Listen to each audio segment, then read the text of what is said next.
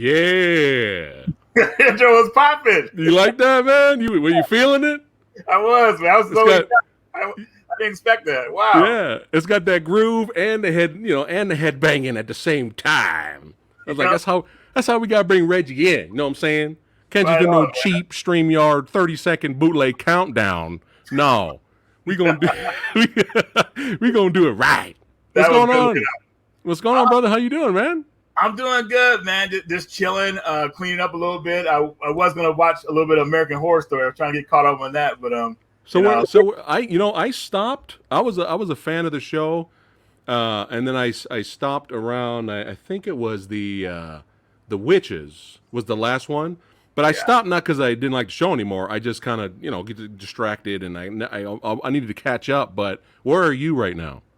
I'm on the last episode, not the latest episode, but I caught up on the series pretty much up until the last episode.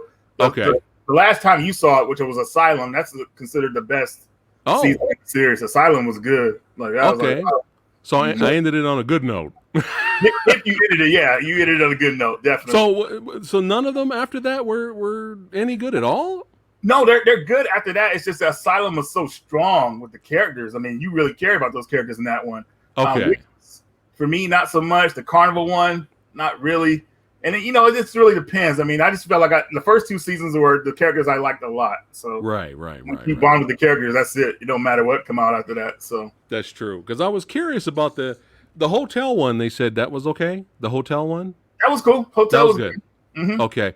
And then the 80s slasher one. That's right up my alley, man. So I was curious about that one. Was that worth checking out? That one's worth checking out. It's just the only thing about that one is shorter than the other seasons for some reason. But it was really good. I like it. It was actually pretty good. Oh, all right.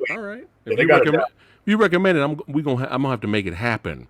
We got here Movie Dojo Army. We got Chang O TV saying, Reggie, that's my dude. That's right. People showing up. What's up? Happy Friday, everybody. Louis R. Marco G.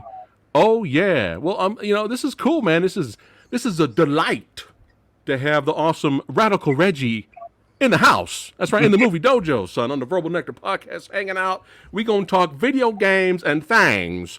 We're going to start out with video games first, and then later we're going to get to the things. But I was just like, I gotta reach out. And shout out to, our brother from another mother, Joel Valley from Media Glitch. Shout out to that dude, that badass. I got to give him a shout out, man.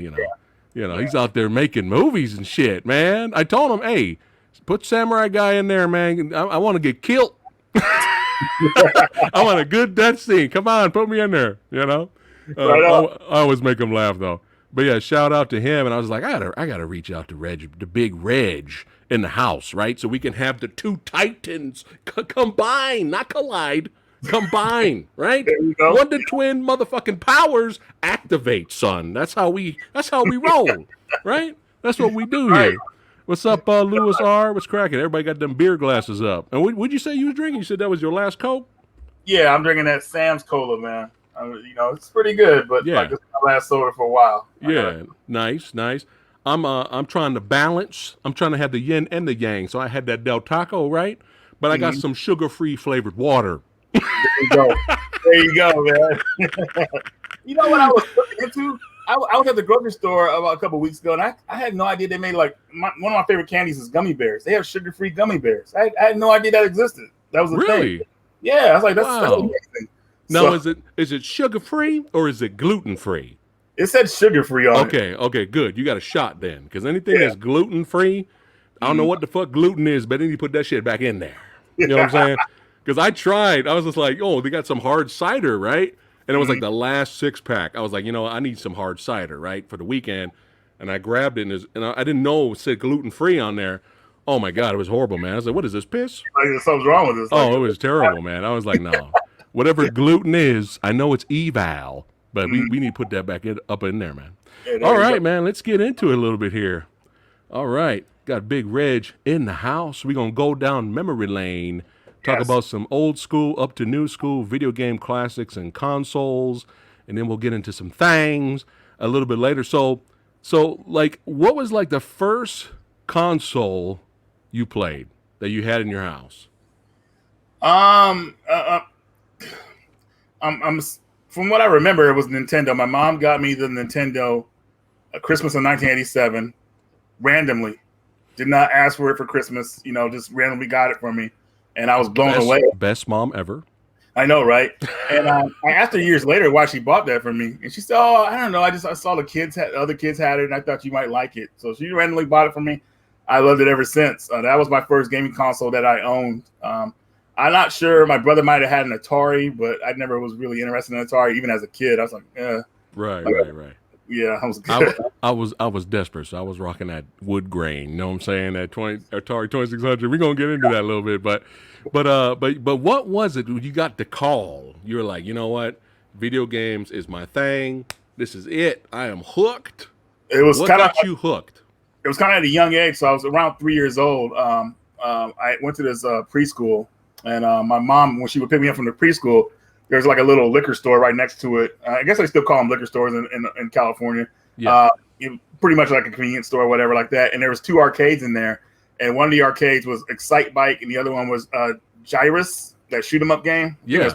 I can't remember. Yeah. I used to get to play those if I was good and everything. When I was good at school, I get to play those arcades, and I had a great time. Then I think what really bonded me with games is my brother. He worked at a pizza shop, and I was there with him because he was kind of like babysitting me. He was hanging out with his friends. He had to babysit me back then. So in the arcades, they had Punch Out, and they had a pinball machine.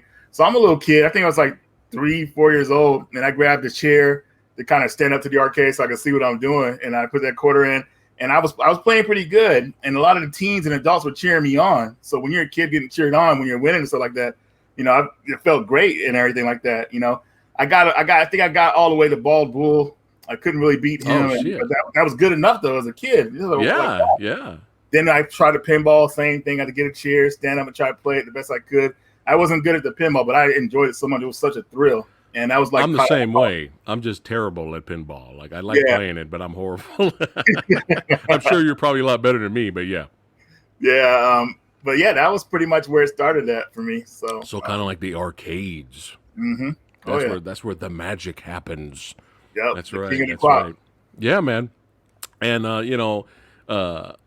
congratulations again on your YouTube success, man. Rising. That's right. Going strong. Subscribers growing, man. That's pretty awesome. So congratulations with that. But my introduction to you was on some Metal Jesus Rocks, man. I saw you on there first. And Metal Jesus cracks me up, man. That guy's good. He makes me laugh, man. I enjoy watching his videos. But I saw the Big Reg on there. I was like, I got to follow the Big Reg. And then I started binge watching a lot of your videos, man. Look at this guy. Man, I remember that one. Look at this guy. Die Hard Trilogy. That's like one of the greatest games ever. I know, right? It's so funny. Especially that driving level. Oh my God. Yeah, as soon as my buddy bought it and brought it home, man, all we did was play the driving level. But we enjoyed the other two, obviously. But yeah, man. The driving level is something else though. It's so outrageous. You know what I mean? Like it's like an arcade game pretty much. Yeah. It's insane. You run people over, the windshield, cleaning off the blood. It's fun. It's fun. But yeah, man, I was binge watching on vids. I was like, this I like this the new homie. He don't know me yet, but he's the homie right now in the future homie. Right on. But dude, your collection. I mean, it was awesome having the immortal John Hancock on here and seeing his collection. It was fun having him on the show. But dude, holy shit, man. Yeah, this is like insane. Like your collection is insane, and this is an older picture too, by the way. Yeah, that's 2014. And you straight up ninja down there. You a ninja? Yeah.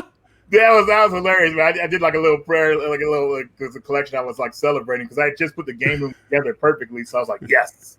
And I took that picture. The whole thing was when I moved here, I wanted to have a game room and everything. So I got a 2-bedroom apartment and I putting everything together because I had stuff with totes all the time when I had roommates. But now I had my own place, boom. Everything's out. That's how it looked. I was so happy. That's it. So this is now my place of Zen. That's it. Pretty much. Woosa. There you go. Your place of Zen. But yeah, man, and your collection is like really nuts. I mean, but do you run into the problem that I do, obviously, of when you collect so much, you start running out of room? Like, how do you maneuver? Are you constantly maneuvering your collection to make room, or what's going on with that? Constantly maneuvering, I would say, depending on what I get. I'm also like taking stuff out of it as well. Like something that I had it for years and I haven't tried it yet. Okay, it's time to move this on or whatever like that. But I usually trade it for something else I currently want. So pretty much everything still stays in the game room except my PS4 games, which are out here because that's the current system I play. Right. I just do a lot of maneuvering, not much. If I had shelves in there, like on the wall, I would have a lot more room. But just kind of like moving stuff in, moving stuff out, stays legit. Yeah, you gotta try to make that room. But do you still collect, like, it depends on the game, obviously, right? If you're looking forward to playing it, but big, huge like statues that come with the big collector sets. So do you have room for those, or you're kind of picky? I do have a couple of them. They're in the box still because I don't have anywhere to take them out, put them outside the box, like display them, I would say. So until I leave here and everything like that, and I get a bigger place, then I'll have somewhere to kind of display, a bigger room to display them. I want to, but if I took them out now, I might mess them up, or they get damaged if I run into them. So keep them in the box, nice and neat. There you go. Until I get out and everything like that. So yeah, I have a couple. Nice. I think the only thing I have is, in terms of video game statues, I bought that Tekken 7 collector's one. I wanted that one. Oh, you don't have that? No, that's the one with Kazuya and Hahachi like coming at each other. The jump kick, man. Mm-hmm. Yeah, it's in the garage somewhere. I had to put it somewhere. One day I will have room. I'm gonna have to do some of that Reggie maneuver in there. But you got Michael Hawkins here saying Washington represent. That's right. Good to see Reggie here. That's right. All right. And Marco said he also discovered you through Metal Jesus, but Reggie has his own style. You likes your style, my friend. I do. AJ says, nice collection. Whoa.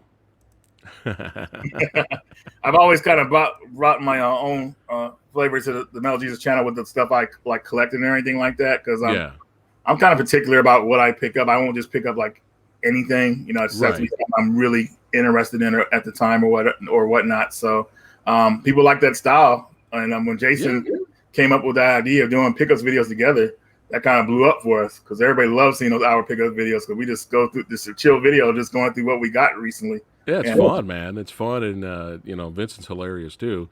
But man, let's go back a little bit here, dude. What in the world is going on? You got your own video game. What is happening? Reggie's Radical Adventures. Wow, man. So the whole thing behind that was hilarious. My friend Eric hit me up and said, "Hey, Reggie, do you want to be in your own game?" And I was like, "Hey, what are you talking about, man?" And he sent me the sketch of me like as a character. If I think that's how it happened. I can't remember, but he sent me like a little pixel art of me as a character. And I was like, wow, it looks cool. Yeah. So he said, the only thing is, man, you got to find a game that you want yourself to be in or whatnot. So I thought about games like Mario Brothers. I was like, no, I don't want my hack to be in that or whatever like that. So I looked for a unique game that probably nobody played. And the game was called Ninja Jumaro. It came out in Japan on Famicom. It was going to come out to America, but it got canceled for some reason. I said, all right, put me in that game because it's very similar to Super Mario Brothers in a way. Yeah. And what they did was they put my sprite in there. They added my little story into it, into the levels. It was awesome. This is before anybody else started doing like hacks like that. I was like the first one. That's awesome, man. Reggie's Radical Adventures was born, available NES cartridge, Game Boy Advance, and possibly. Oh wait! We can buy this? Yeah. Oh shit! I didn't know anybody could buy it. I thought it was just made exclusively for you. It was at first, but then we said, hey, if people really wanted it, and we started selling them. So the first one was the Nintendo version. Then there was the Game Boy Advance version, which is easier to get. That's cheaper to get.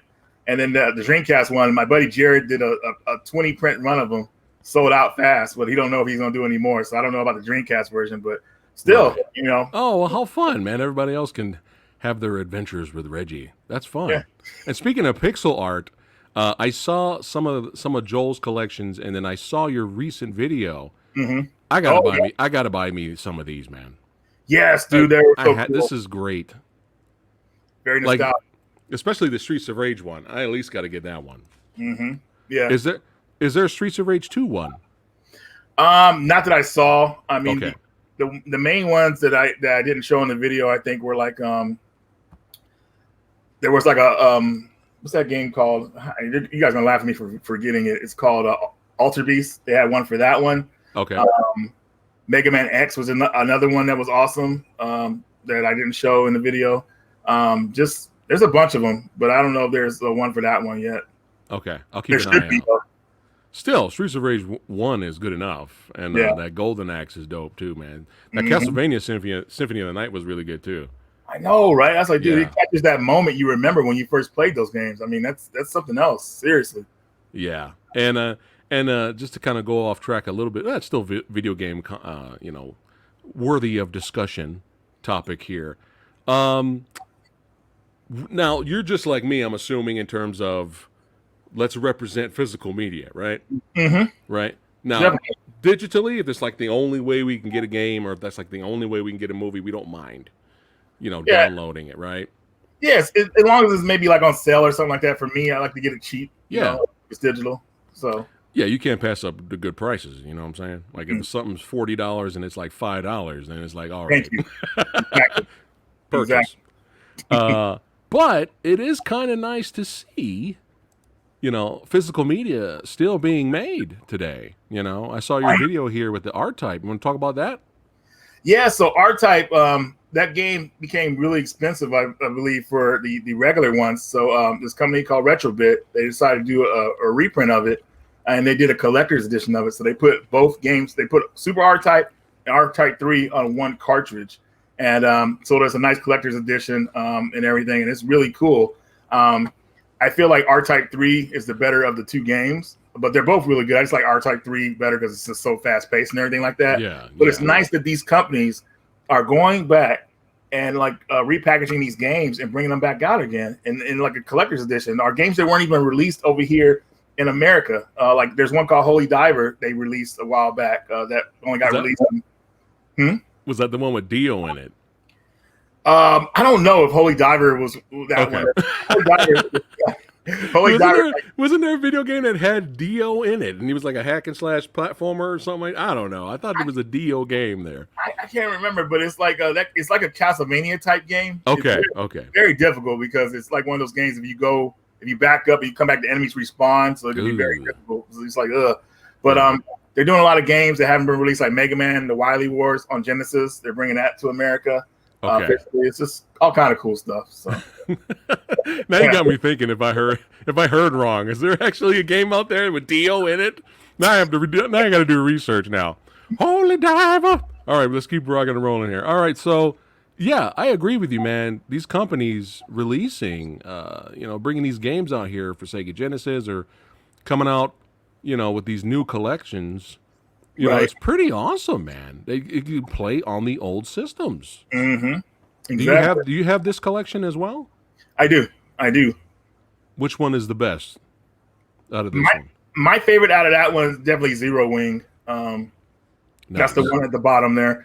That one just it's infamous for like being like the first meme, like one of the first memes out there, like all your base are belong to that's where it came from. My God. That song, man. I used to have it on a CD, my buddy downloaded it for me. It's crazy. Yeah. But that game is like probably my favorite out of the collection. But all the games are really good. And the Genesis is known for having some really good shooters, so when that collection came out, a lot of those shooters are already expensive. So getting them that way, and they came with like all these instruction manuals, all these cool little buttons and stuff like that. Yeah. Great packaging. So they did a good job doing that one. That's awesome, man. Yeah, keep it going. These companies out here that are, releasing games for old systems. And I was watching their Let's Play, and I was like, wait, there's still more Dreamcast games coming out for the Dreamcast. This is insanity. Dolphin Blue, man. So that is an unofficial release because basically the Dreamcast and I think it's called the Atomic Wave. They're kind of like the same hardware in a way. So the Atomic Wave had certain games in the arcade that were only exclusive to the arcade, but some of those games were really good. So people wanted them ported. Right. And some guys put it together and poured those games to the Dreamcast. So you could burn them to a disc and play them. And that's what I did. And that's awesome. That game looked awesome too. I know, run and gun shooter like Metal Slug. It's a bit more difficult than Metal Slug because the sprites are bigger and everything like that. But still, a lot of fun. Yeah, definitely the animation is great. Like, it's really cool. Yeah. So obviously we've been talking about the positives of these, physical media and being released, and we're all for that. We champion that, and we want to see more of that. However, there was some controversy with Paprium. Oh. Oh man. Yeah. Enough said. We can move on there. Reggie's. Ugh. But I remember Because the graphics look good. So okay. So was it still worth buying? Because the graphics look good. I haven't played it. I mean, if you had pre-ordered it, sure, it was worth buying. I mean, Okay. it's just like to be honest with you though, it's just when I got see the game, everybody was excited for the game when it was supposed to be released originally. Like, you know, they were working on the game, it was supposed to come out. But 4 or 5 years later, and you know, people almost forgot about it. And I think you know the story behind it, but I'll just kind of like go over it a little bit. Yeah. So yeah. Paprium, they took pre-orders for Paprium, cool beat 'em up coming out, game looks great and everything like that. Then they started having delays and everything like that. And then it got so bad that people started getting their money back. Then they stopped people from getting their money back. Then people started leaving the company, and then there's these documentaries coming out about it. And the guy Fonzie wasn't giving anybody any information about when, like the game coming out. He'd be very like just didn't really say anything really much. And then you know people started saying, "Forget it, this game's not coming out." So people forgot about it. Then all of a sudden, I was on the computer doing something, and I got an email saying your Paprium is shipped. I was like, "What?" I was like, "Wait a minute! This is like 4 or 5 years ago." Oh and I started asking my friends, like, "Hey man, I got this email saying Paprium's coming." He said, "Hey, I got it too." I was like, "What?" So a couple of days later, that game came in the mail, and I had to hook up my Genesis to play it, and I was kind of annoyed because I was like, "Damn," because the Genesis I forgot where stuff was for it, so I had to like find everything properly and hook it up properly. Dig it out. Yeah. I put the game in, and it plays this weird game, like this little like April Fool's type game or whatever like that, like an 8-bit Paprium that looked all weird. And I was like, "What is this?" And I turned it off, turned it back on. It was like a joke from the creators. You play that first, and then you get to play the real game or whatever like that. But not play it, but just see that first, right. Turn it off, reset it. And I played the game. I thought it was really cool, awesome. They really did I good job with it. But I was thinking to myself, like, why can't they just put this game on Dreamcast, a disc? Like, it would be way easier. Yeah. Or just make it a download or whatnot. So I think all that waiting to put it on a cartridge, which is amazing. But to be honest, it's so much time has passed. The whole love for it, like being on Genesis, is just kind of went out the window. So I ended up selling mine. I got rid of it. Oh, you sold yours? Oh, wow. I did, and I kind of regret selling it so early because like people are selling theirs for like past $500 now. It's going oh my god! Yeah. Wow. Woo. Speaking of, perfect segue. Speaking of, Reggie, what is going on? What is happening with these prices, man? What is going? Perfect segue. What is happening?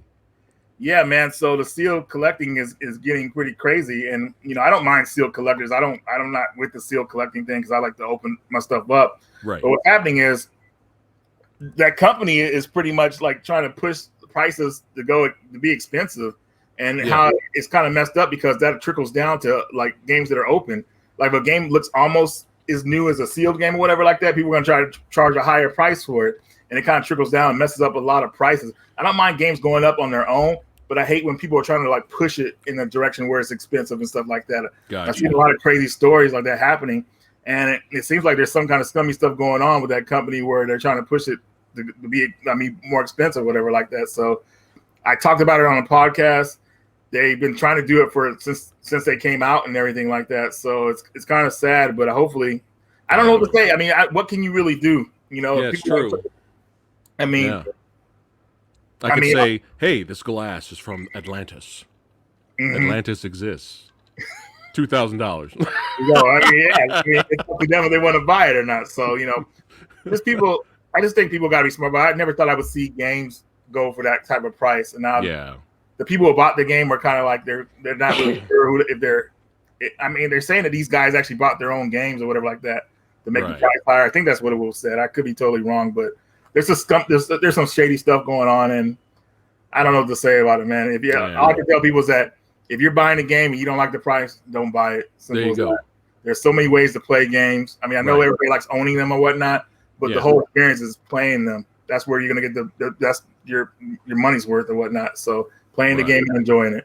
So that's it. That's all that matters at the end of the day. That pushes people to digital with those prices like that. So I know, right? Jesus. So all right. So Samurai Guy will not buy Preprium.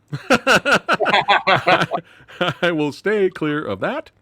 Besides, I don't have the money to the big bucks to get it anyways. I'll stay clear of that. But yeah, I just wanted to hear your side of it and like your thoughts. That just it's more of like just be careful, right? Yeah. Just be careful because some collectors that's all they live for. But just be careful, right? You don't want to get scammed, right? Yeah, definitely not. I mean, nobody.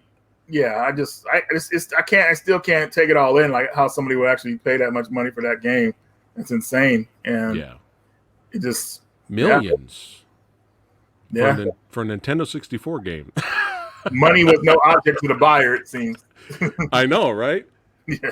Do you think people that sell used copies though, like it's straight out the front lawn, garage sale, do you think they'll start like, hey, I would sell this for $10, but yeah, it's already happening. What? Jason went to a garage sale. He got there a little bit too late because somebody got there before him. And when I say Jason, Metal Jesus, and he said, yeah, and the guy was saying, yeah, man, I just sold some games, but hey, games are going for a pretty penny now, huh? I mean, that Mario for $2 million. The guy mentioned that, and then God damn it, like kind of like the air just kind of sucked out of Jason. It's like, dang, people are trying to like they're trying to like charge all this money for these games now. So now it's like kind of like spreading around, like people thinking they have these games that are worth so much money now, and it's not the case usually. But yeah, it's just crazy, man.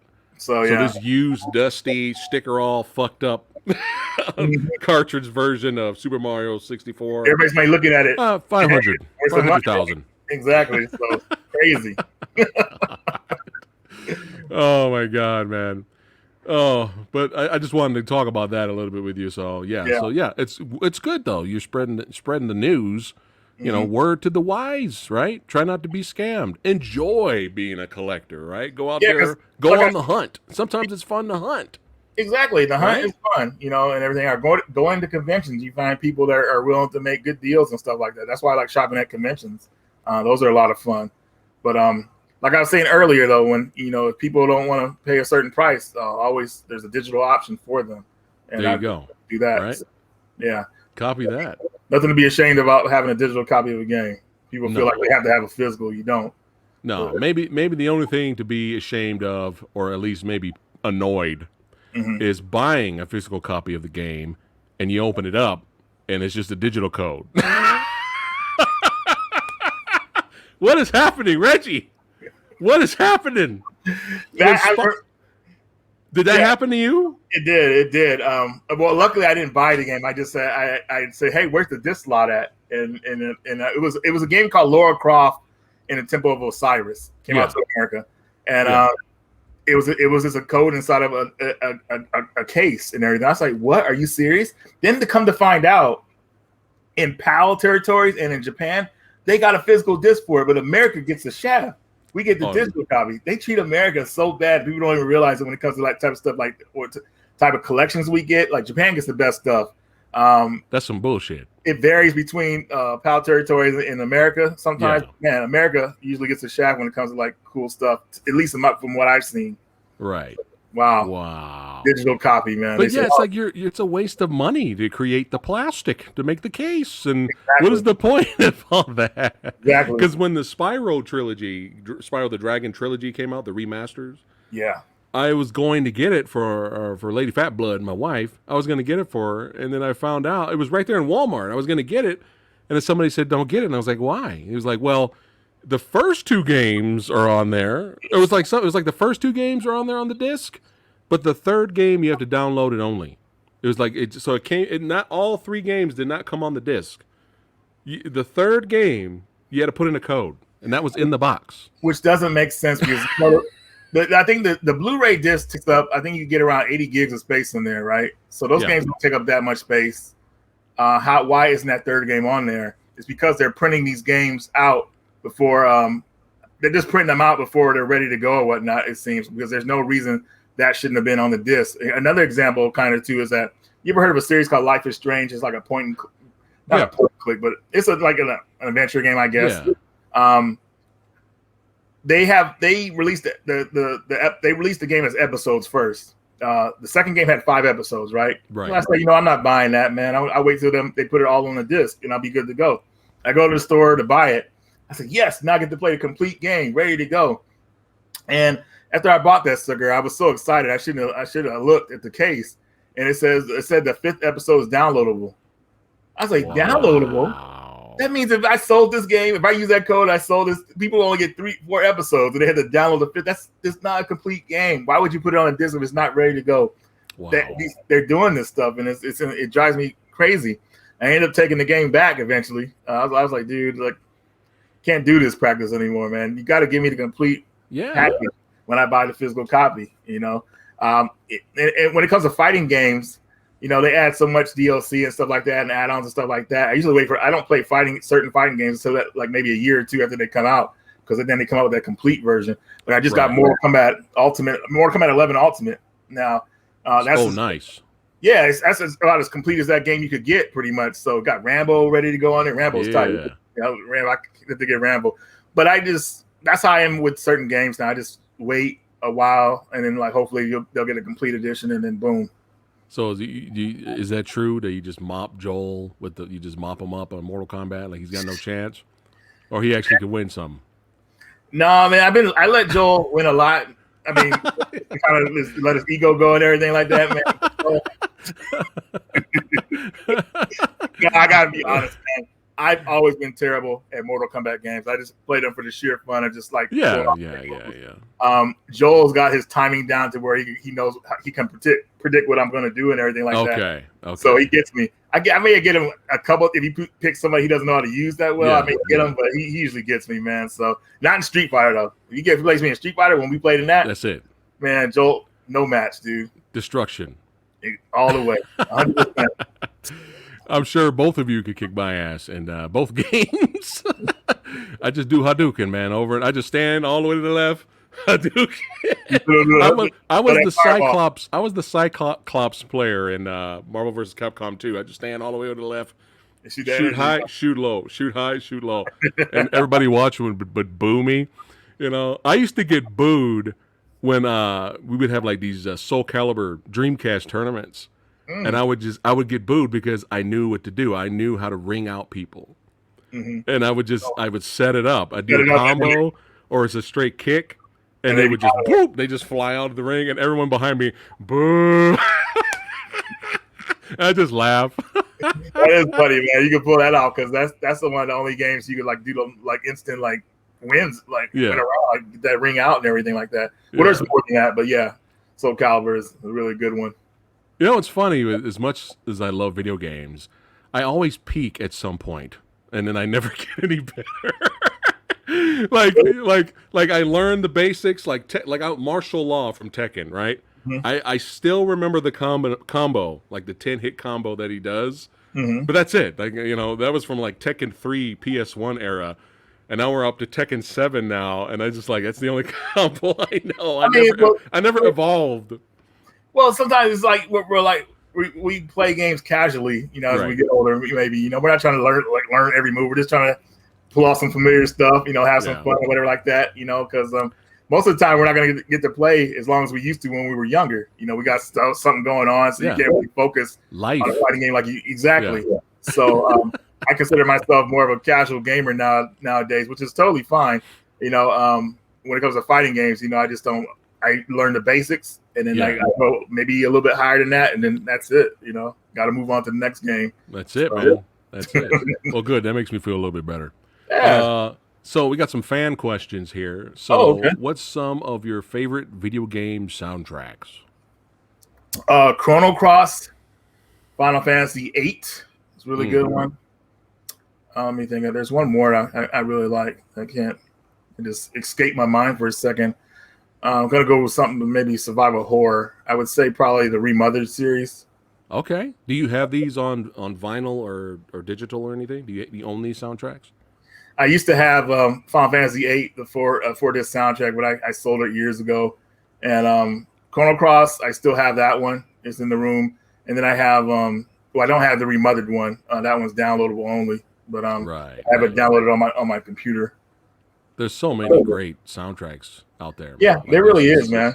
You got the Streets of Rage games. You got Castlevania Symphony of the Night. Plus, you know, the recent games like God of War and stuff. I mean, there's so many like epic score. By the way, did you see the new God of War game, Ragnarok? How it looked?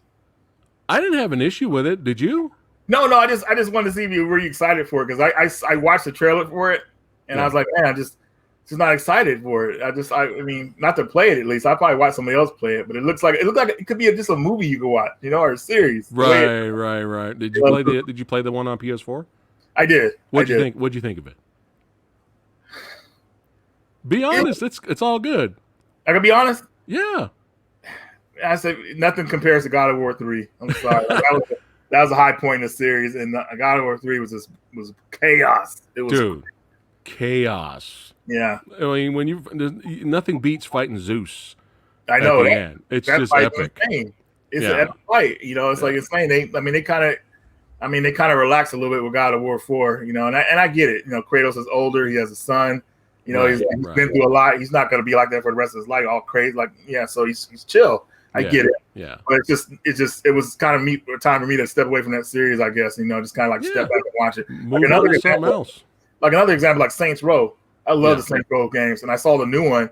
I said, I'll probably pass on this one. It's kind of going to a new generation or anything like that. So and that's fine and everything. So that's cool. I got the old one. That's what's just like movies. That's what's great about video games. There's so many different genres and flavors. Exactly.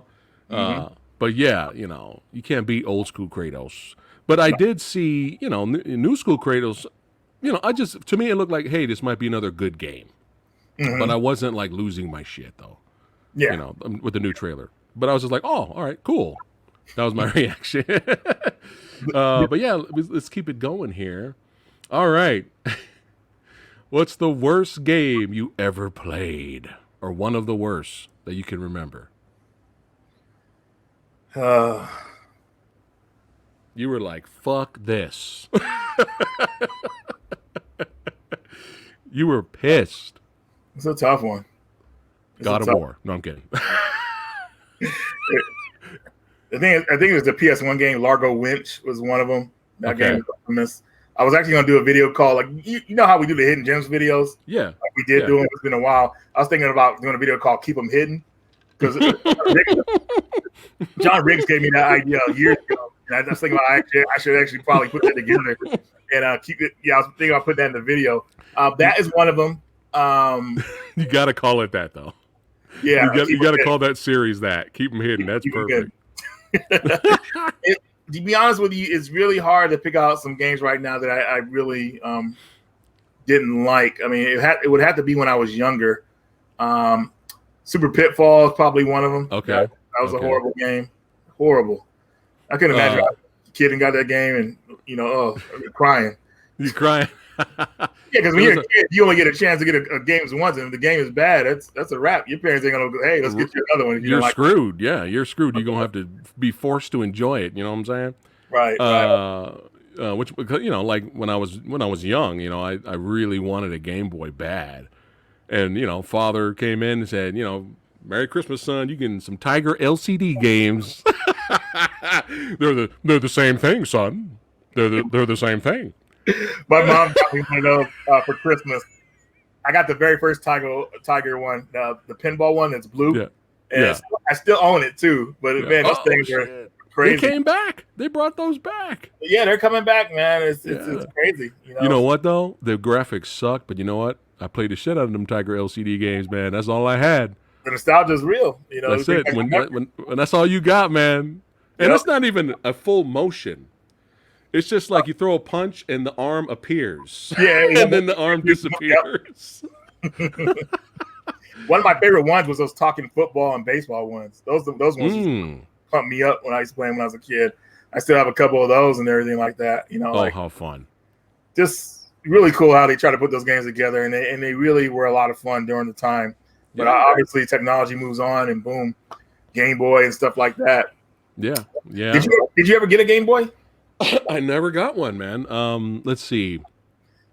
My wife had one, but I never had one. I ended up getting. What did I end up getting?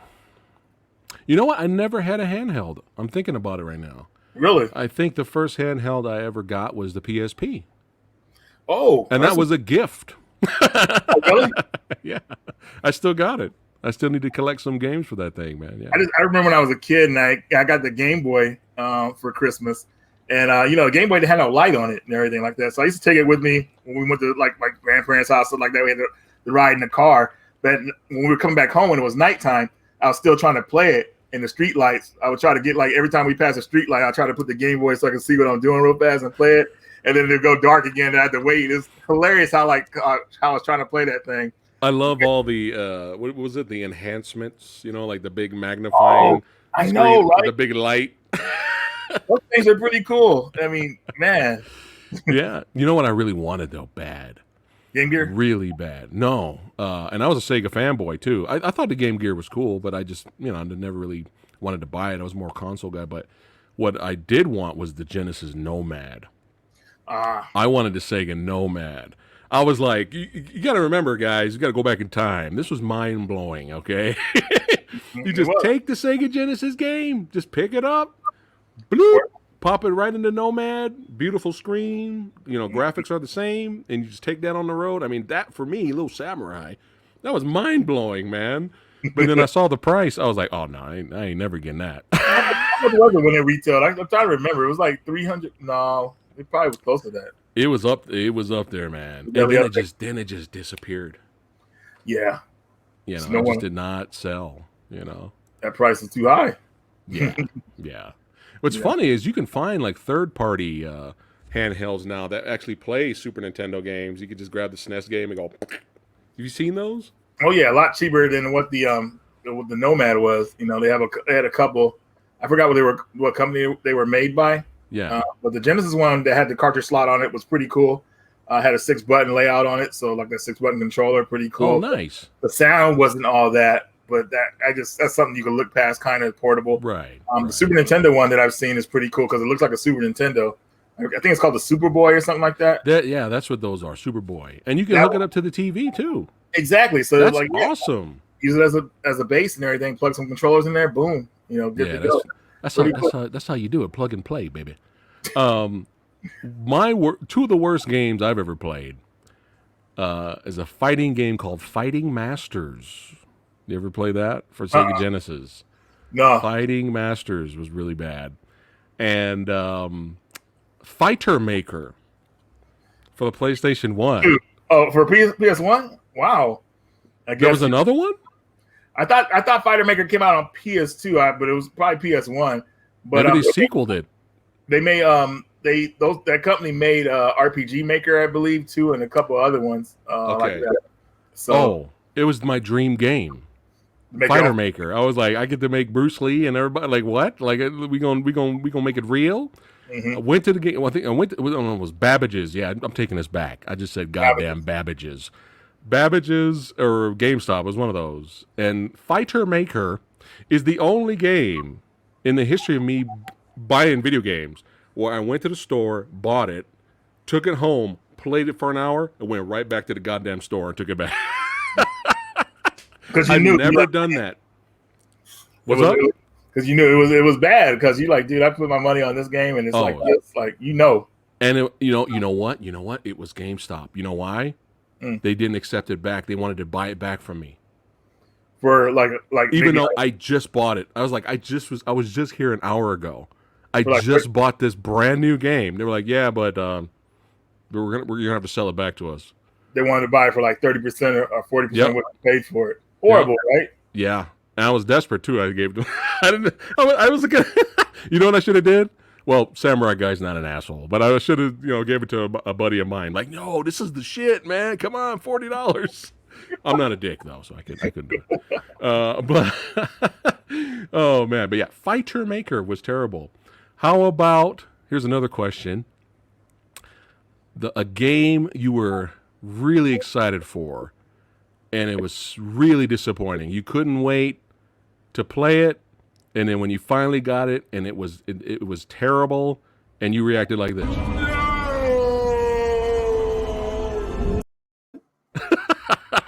Some people are probably gonna get mad at me in the comments, but it was be real. It's fine. It was Kingdom Hearts 2. Yeah, because I was a big fan of the Kingdom Hearts series before it even came out. I remember I was in Korea at the time, and I was reading these magazines. They were talking about a crossover between Square and Disney. And I'm telling you, man, these games are going to be great, man. They're going to blow up when they come out. Kingdom Hearts Part 1 did great and everything. I loved it. I had a great time with it. But the problem with Kingdom Hearts 2, for me at the time, was there was a lot of delays with the game. Like the game was supposed to come out this time. It's pushed back next year and all this stuff. And I was like, dude, like I just fell off from it. And then when I finally got the game, it started off weird from how the first one ended. So I lost interest in it. I got all the way to the Tron level. That's like, this game wasn't for me. I ended up giving it to my nephews. And they actually beat it and loved it. So that was a good part. But that was the game that was disappointing to me, was Kingdom Hearts Part 2. Copy that. So the game made you feel like a sucker? Suckers!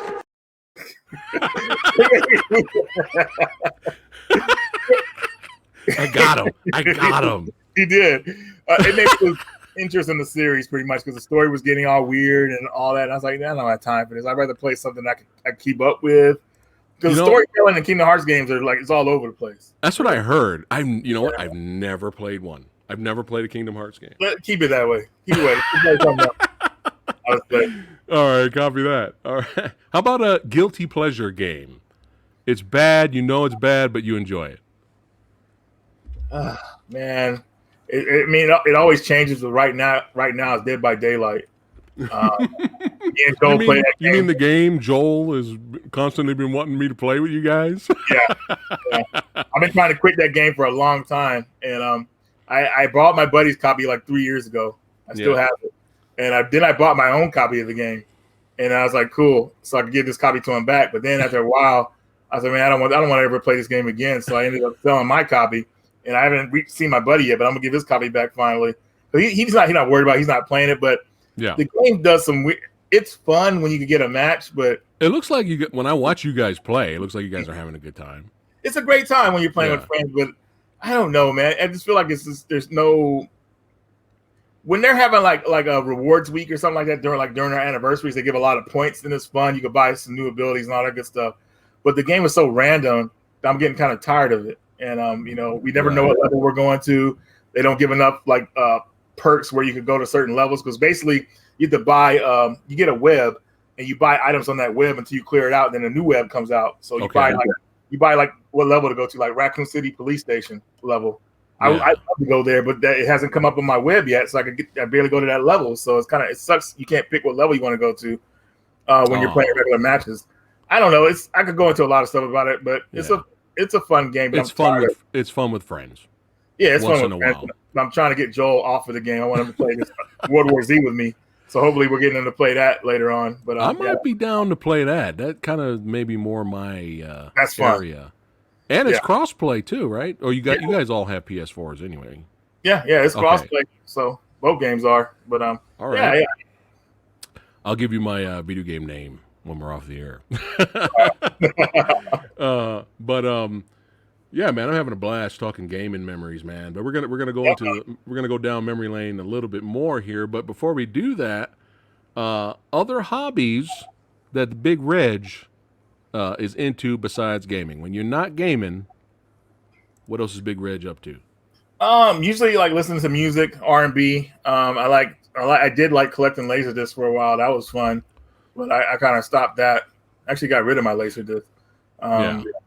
But it was a cheap hobby, because Laserdiscs back in the day were that was the shit. Like, oh my god, Laserdisc is expensive. Yeah. So then I started seeing them like half price books, like for like 50 cents. Like, man, Laserdisc, let me get one of these. Collecting them and everything like that.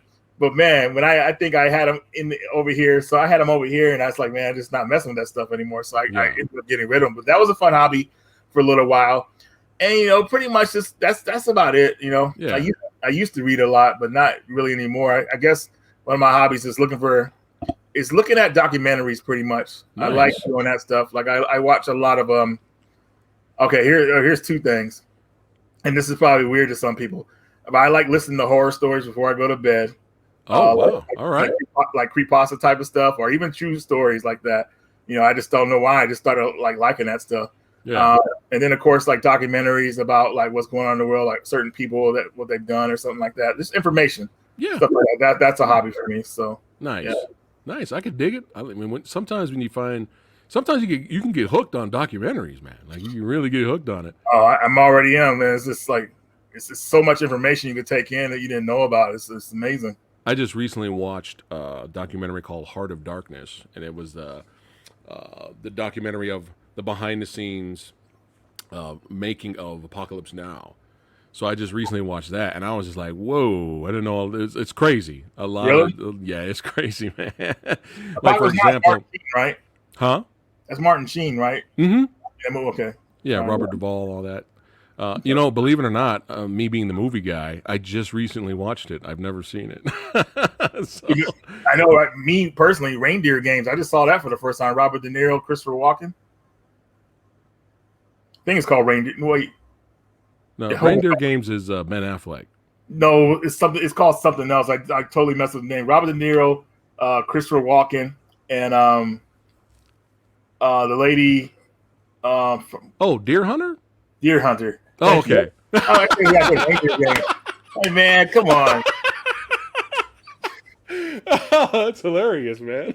Okay, that's it. That's it. No, that's it. Deer Hunter is now Reindeer Games. Now it's you've over. seen Deer Hunter though, right? Oh yeah, I got it on Blu-ray, man. Deer Hunter kept it real, man. Like especially when they got caught and they were trying to escape. Yeah. No joke. Deer Hunter is one of those. I mean, we're gonna get to the movie section on the stream. You know, I gotta bring up some movies. But since you brought up Deer Hunter is one of those movies where it's one of those. Oh yay! My dad wants me to watch one of his old movies with him. Oh, all right, sure. I'll humor him. All right, Dad. What an old movie are we watching today? Right? And by the end of it, I was like, "Fuck!" I was like, "Holy shit!" Yeah, that was a crazy good movie. Yeah, I liked it. Yeah, that's a classic, man. And it figures. As soon as I buy it on Blu-ray, it comes out in 4K. Like, really? Yeah, the 4K is taking off, isn't it? Yeah. At least for now. Who knows how long that's going to last. All right, let's go down memory lane and hear a little bit and have some fun. Arcade memories. Let's rewind a little bit. One of my favorites, Aliens versus Predator, man. I absolutely love this game in the arcade, and it kills me why this still has not got a digital release or something. What about you, man? What was some of your favorite arcade games? Double Dragon 1. I thought that was awesome. That was one of the first beat 'em up games I really got into. Double Dragon 2, even better. And I think one of the real or crazy ones was when I first saw Ninja Turtles, the arcade game. Oh, because I used to be a fan of Ninja Turtles, the cartoon.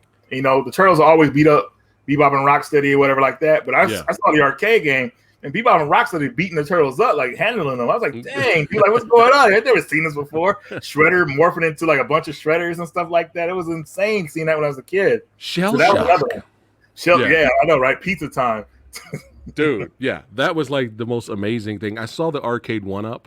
Yeah. And I wanted it so bad, but I was just like, I just don't have the money for it. But it's fine. It's fine. Small though. The screen has to be wider. I mean, the screens are like, I think I don't know. It seemed like it should have been a little bit. The screen should have been a little bit bigger on. A little bit bigger.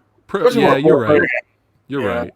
But like X-Men was great. I mean, there were so many. 6-player X-Men. Wow. Yeah, that was another good one. The arcade memories were just magical, man. There's just too many games. There's just too many. And you remember how it was so loud? You went to an arcade and everything like that, and you hear the craziness. Like you heard that game called Nom Nictorum? It's called Nom 1975. It's a Neo Geo game. Yeah, I know that. Basically, it has this guy. He's in the Kevlar and everything. Like looks like an army soldier, and he goes across the screen. He shoots his rifle and he starts yelling like ah! Like I just remember hearing that guy's voice every time. Like I was in an arcade because that game was always like very loud and everything like that. But still, Operation Wolf, the Terminator 2 arcade game. Yep. I mean, it's just too many. It's just too many. But I'm gonna date myself right now, even older than Big Reg. Yeah, because he went down with Atari 2600. This was my first console I had growing up. My friends had Intellivision, so I played that a little bit, which was odd. But y'all gonna laugh at this, but hey, before Call of Duty, all right, before GoldenEye, all right, hey, yo, it's all about combat, son. What y'all know about combat? All right, come on. These graphics are amazing, Reggie. This is mind-blowing shit. Oh, man. Hey, it's all I had. Hey, 1-on-1, man, multiplayer. That's how we had to handle it back then. I thought that'd make you laugh, but yeah, I had to represent some combat. Adam Evans, thanks again for supporting the channel, my friend. He goes, my favorite ones were the House of the Dead and Jurassic Park arcade games. Ooh, there you go, Jurassic Park. Yeah, yes. very good. Yeah, you gonna be all right seeing his graphics, Reggie? Are you gonna be okay? Mind blowing. I'll get through it.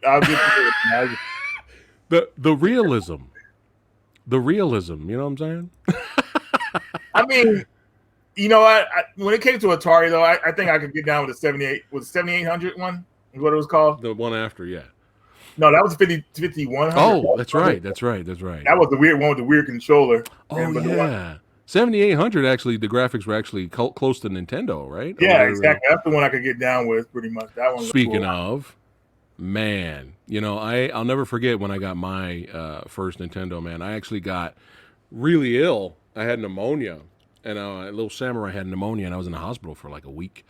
And my dad, that was his gift for me, like getting better. Like he brought in a Nintendo entertainment set, and it was pretty dope, man. It was pretty cool getting that. I was like, oh my God, I can put away combat. I don't have to play combat anymore. But yo, let's talk about some NES memories, man. Sure. Yo, speaking of Ninja Turtles arcade game, the NES version, I played the shit out of this, man. Even if it was the NES version, I just played it forever. What was some of your favorites NES games? Oh, okay, so Solomon's Key was one of them I really liked. That was a cool one. I could never beat it. I was so young, but that was one of my favorite ones. Track and Field was a good one. I watched my brother play that one, and then I got good at it. Punch Out, of course, was another awesome one. Punch Out was insane because I remember I had to ask we were at Circuit City. I think I was 6 years old. I can't remember, but I asked my mom if we could get the game, and she said, ask your dad. And I didn't want to ask my dad because I didn't want it. My dad was like, you know, whatever like that. But I finally got brave enough and went up and asked my dad. And I was shocked. He actually said yes, and he bought the game for me. And yeah, it just took off from there. I was so happy. But me and my brother going to that game, it was a lot of fun. He beat it before me. He beat Tyson by decision, which is crazy. Yeah. Ooh. Yeah. Tyson was scary. A lot of scary people in that game. Yeah, I couldn't beat Tyson. Another one, I would say it was Turtles 2. Double Dragon 2, definitely. I like that one a lot. Yes. One of my favorites. Even Double Dragon 3, I like a lot. A lot of games that I love I still own them. Like Super Contra was one of my favorites on that system. Me and my cousin played the heck out of that game. So much fun. Renegade was another one. Cabal, another good one. What else? Bionic Commando. I mean, there's so many. Bionic Commando, yes, man. I got that randomly on my birthday. And Ninja Gaiden. A lot of people like that. Oh, Ninja Gaiden, yeah, of course. Oh, yeah. But a lot of people like Bionic Commando, the NES version. They actually prefer that over the arcade, which is rare. Yeah, the arcade version. I mean, that is rare. You're wow. Yeah. Yeah, that is. Wow. Too many, man. Too many games. All right, now the big one. What, Genesis does what Nintendo don't. That's right. I remember the commercial, son. Yeah, this is probably my second most favorite console I've ever had. I would have to say. I'll get to my number one in a little bit here, but yeah, Genesis, man. There's too many games. The Road Rash games, Streets of Rage games. Streets of Rage 2 is my favorite, and then you got these little ones like Rocket Knight Adventures, man. I was like, dude, this is like great. And there's so many shmups. You know what I'm saying? It's just Genesis was just the shit. What was some of your favorite Genesis games? Oh man, so I got into the Genesis a little bit late. Because I was always on the Super Nintendo side. So I was like, man, Genesis, it's all about Super Nintendo. You remember the 16-bit wars? Oh, yeah. Oh, I was part of it. So I was more of a Super Nintendo guy back then, but as I got older, I realized that Genesis was just more up my alley with the games they had come out for it. So my favorite games for that system would be there's this game called High Seas Havoc. That's probably one of my top platform games on that system. Of course, the Streets of Rage series is awesome. There's another game called what is it called? It's called Battle Mania Part 2. Troubleshooter Vintage is another name for it. An amazing game. They didn't get released in America, but they did make an English repro for it. Awesome game. That's probably one of my other favorites for the system. What else? There's so many to pick from. Of course, I love the Sonic the Hedgehog games. Yeah. You know what? Can I include Sega CD with Genesis since they're kind of like the same system? Just because Sonic CD is probably my favorite Sonic game of all time. I love that game. It has a great soundtrack. Amazing. Final Fight CD. Sewer Shark. That's your favorite game, right? Sewer Shark is hilarious, man. That game was supposed to be on a system and didn't come out, and they put it on the Sega CD. It's hilarious. The Lunar games, Popful Mail. Eternal Champions was great. Eternal Champions was brutal, man. You see that? Yeah. You see that level when you're in the tower and you knock them off the tower and they keep falling down, and as it gets worse as they get grunt. I was like, man, I saw that when I was a kid. I was like, dude, that tripped me out. I thought that was the worst fatality ever, like violently, like better than anything Mortal Kombat had, because it was just like just showing your body being grinded up. I was like, man, that's crazy. Intestines just dangling. Yeah, all the fun stuff. One of them, yeah, that's another good one. It's funny when you ask these questions and then you think about it, you just forget everything that you were going to talk about. Fine. You play Soul Star on Sega CD? Yes, I used to have Soul Star. That's a good game, man. It's a good game, but it's tough though, man. It's like, man, you got to know what you're doing. But yeah, here we go. I didn't say my guilty. Well, I did. Well, did I say my guilty pleasure? I don't think I did. This is the perfect time to do it. It's bad, but I couldn't help it, man. I just had a blast playing it and laughing hysterically at it. And I know what you're thinking. You're probably going to say Surgical Strike. Surgical Strike is hilarious, but Supreme Warrior. I feel like I'm the only guy on the planet that remembers Supreme Warrior, and that's a full motion video game where it's first person, and you see your hands out like this, and you can throw punches, kicks, and do superpowers, but it's a kung fu movie. It's an old school martial arts kung fu movie. For Sega CD, and yes, I think I vaguely remember that game. And then they had the 32X enhanced version, which they had more color and all that. And you was getting down with that game, huh? Dude, oh my god, dude! It's because it's all memorization. Because your opponent's in front of you, doing martial arts moves, and if you time it right and you see punch come on this side, you hit it perfectly, and it was like quick time. So you see your computer arm do that, and then it quickly transfers to the full motion video of the guy getting punched.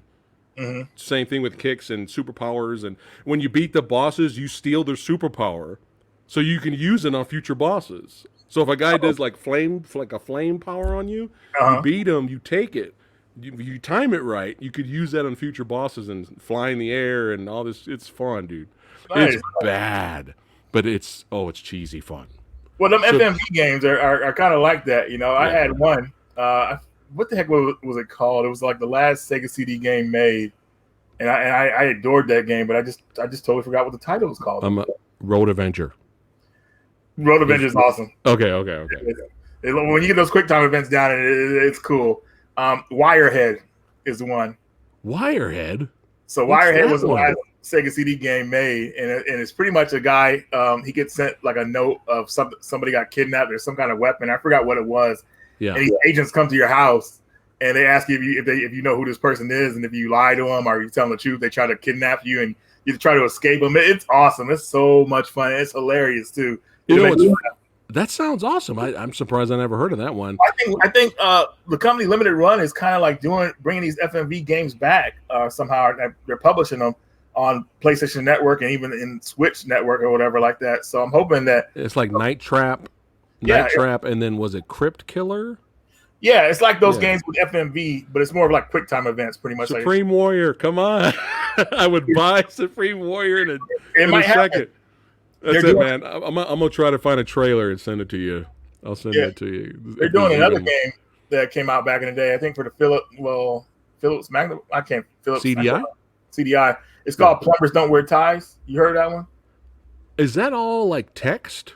Like there's it's like text and it's I guess it's closer you get to like maybe a not nudity but more like sexual conversations in the game. It's hilarious. So softcore, but not really. There you go. Yeah, kind of. Maybe. Well, that game is so expensive on that system now. It's like over $600 or even more. So they say, you know what, this game is so much. Let's do another reprint of it. So Oh, no. yeah, Wow. That's it. It's going to be digital. All right. So SNES for me, man, I didn't really get one until later right. as I got older, actually. I actually got when I used to do my game hunting back in the day. And I mean, come on. Just like you said earlier, man, Ninja Turtles, come on. Oh yeah, The Turtle game is just phenomenal on Super it Nintendo, is. man. My mom got me the Super Nintendo at Christmas in '91. And that's when games came with the systems back in the day. That stopped after that, man. Like that, I missed those days when the game came with the system. But anyways, I didn't get any games until next Christmas, so I had to wait that long to get some more games. And the game she got me was Turtles in Time, Contra 3, and Super Ghouls and Ghosts, and I was in heaven. And it even got a Game Genie with it. So that Contra, when it was hard, I was like, you know what, put that Game Genie in there, and we're getting through this. So much fun, dude. That's the 3 games. That's all you needed. Pretty much. I mean, Turtles in Time was so crazy because I felt like I was having the arcade at the house and everything. I felt like I was close to the arcade. It was an amazing feeling. Yeah, such a cool game. Yeah, you got your beat 'em up, you got your shooter, and you got your adventure game. So you're good to go, man. Yeah, you played Contra 3 before, right? Yeah. So Contra 3 has this sinister scene in it on the 3rd level. You get to the boss, you're in this room, and all of a sudden you see these giant hands tear through the wall, and they pull the wall open. There's this big skeleton looking dude, and it's such a demonic looking scene. And it tripped me out when I was a kid. When I was like, this is crazy because the stuff it does. It's like I was just blown away. It's fucking metal. That's it really is. How about Nintendo 64 games? Any favorites?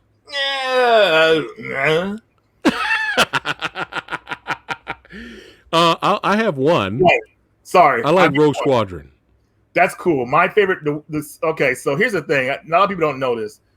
Before I got a PlayStation, I got an N64. That was my first system. Right. And what I did was I saved up money to buy the game I wanted for the system. So because I went to this mall to go. I went there for something. I can't remember what it was for. And they had N64 kiosk there and was playing Star Fox 64. Yeah. And I was like, whoa, dude. Like this guy was playing it for a long ass time. And I finally got my turn and I played it. I was blown away. I said I had to get an N64 because I want Star Fox 64. So I saved up my lunch money and all that stuff, bought the game, but didn't have an N64. So I had to talk my mom into buying me an N64 for the next 3 weeks or a month or whatever like that. She finally did. Got to play it. Was blown away. I had a great time with it. Love that game to this day. That's the only game I loved on the N64. That's it. Only game. I liked because I watched wrestling, back then. So it was like WWE No Mercy was amazing. Me and my friends played that so. The wrestling games were awesome. WrestleMania 2000, I think, was another good one. I think that's what it was called.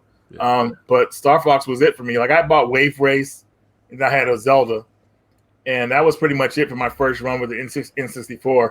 I bought them over the years and got more games, but I still like that's the system I always have that I end up selling or trading for something else I want. So I kind of stopped, like you're cool with it, but it's not like your top 5. No, definitely not. Speaking of top 5s, booyah! Oh yeah, Big Reg, is this still in your top 5, or you have betrayed Shiva? It is number 1. There you go. There you go. Will always be number 1, no doubt about it. Oh man, and to think, so many amazing memories with the PS1, but to think, I almost didn't do it because I was such a Sega fanboy. Oh, I almost got the Saturn, man. Like I was like, too. Which one should I get? What do I do? I did too. At the time, they had a commercial coming out saying you get 3 games with the Saturn when you bought it. You know, and I was like, dude, I get whatever Daytona and whatever 2 games came with it. I was like, dude, I almost did it. And then this almost did it for me. I saw Nights in the Dreams for the first time. And you see Nights in the Dreams, right? Oh, yeah. Yeah. Dude, I saw that. I was like, dude, this game's amazing. I got to get this game. But ultimately, what sold me on the Saturn was. You mean the PS1? Well, Resident Evil 2 was coming out. Oh, okay. So I had to get. It got canceled for Saturn, so I was like, dude, I got to go with the PlayStation because I want these games on there. And I got my first 2 games for the system were Mega Man X4 and Resident Evil Director's Cut, which came with a Resident Evil 2 demo, which was awesome at the time. I remember that. And I was like, dude. So that's how I got on to the PlayStation. I didn't buy my Saturn until like a couple years later, and I had some good titles for it, but it just I don't know. Yeah. PlayStation all the way. All the way. I was glad I made that decision, to be honest. Oh yeah. I watch another YouTuber that I like. His name's Sega Lord X. Have you watched him? Yeah, I've seen him before. Yeah. Maybe one day I'll have him on the show. But he kind of opened my mind about Saturn. But you notice all the cool, awesome Saturn games we didn't get over here in America. So how were we supposed to know at the time? You know what I mean?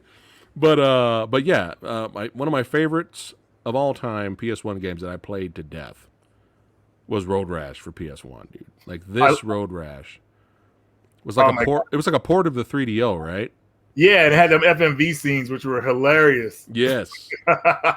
But dude, this is my favorite Road Rash. I mean, I love the Sega Genesis ones, but I just hours playing that game. Tekken 3. I mean, it's too many. It had those weird character portraits I remember, like big old chins and everything. Like what? But man, that game was a lot of fun. And Road Rash. Soundtrack was legit too. Soundtrack was legit too. Yeah. No doubt about it. The only Road Rash game I hadn't really played was Road Rash 3. Did you ever play that one? On Genesis? For Genesis or Road Rash 3D? No, Road Rash 3 for the Genesis.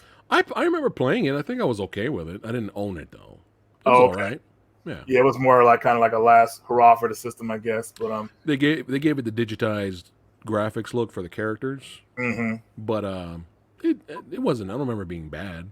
Yeah. But the first two are the only ones I remember really. Yeah. And they need to bring Road Rash back. They tried to bring Road Rash back, and then they canceled the game. Well, there's one game I have. It's not Road Rage. I heard Road Rage is garbage, but there's another one.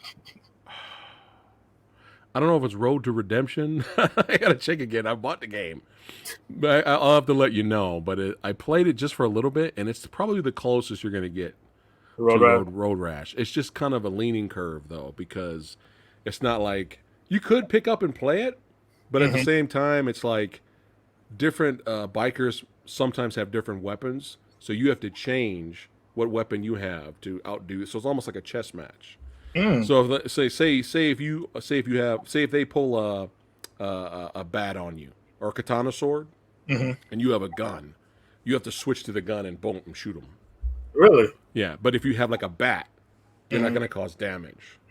So it's tricky.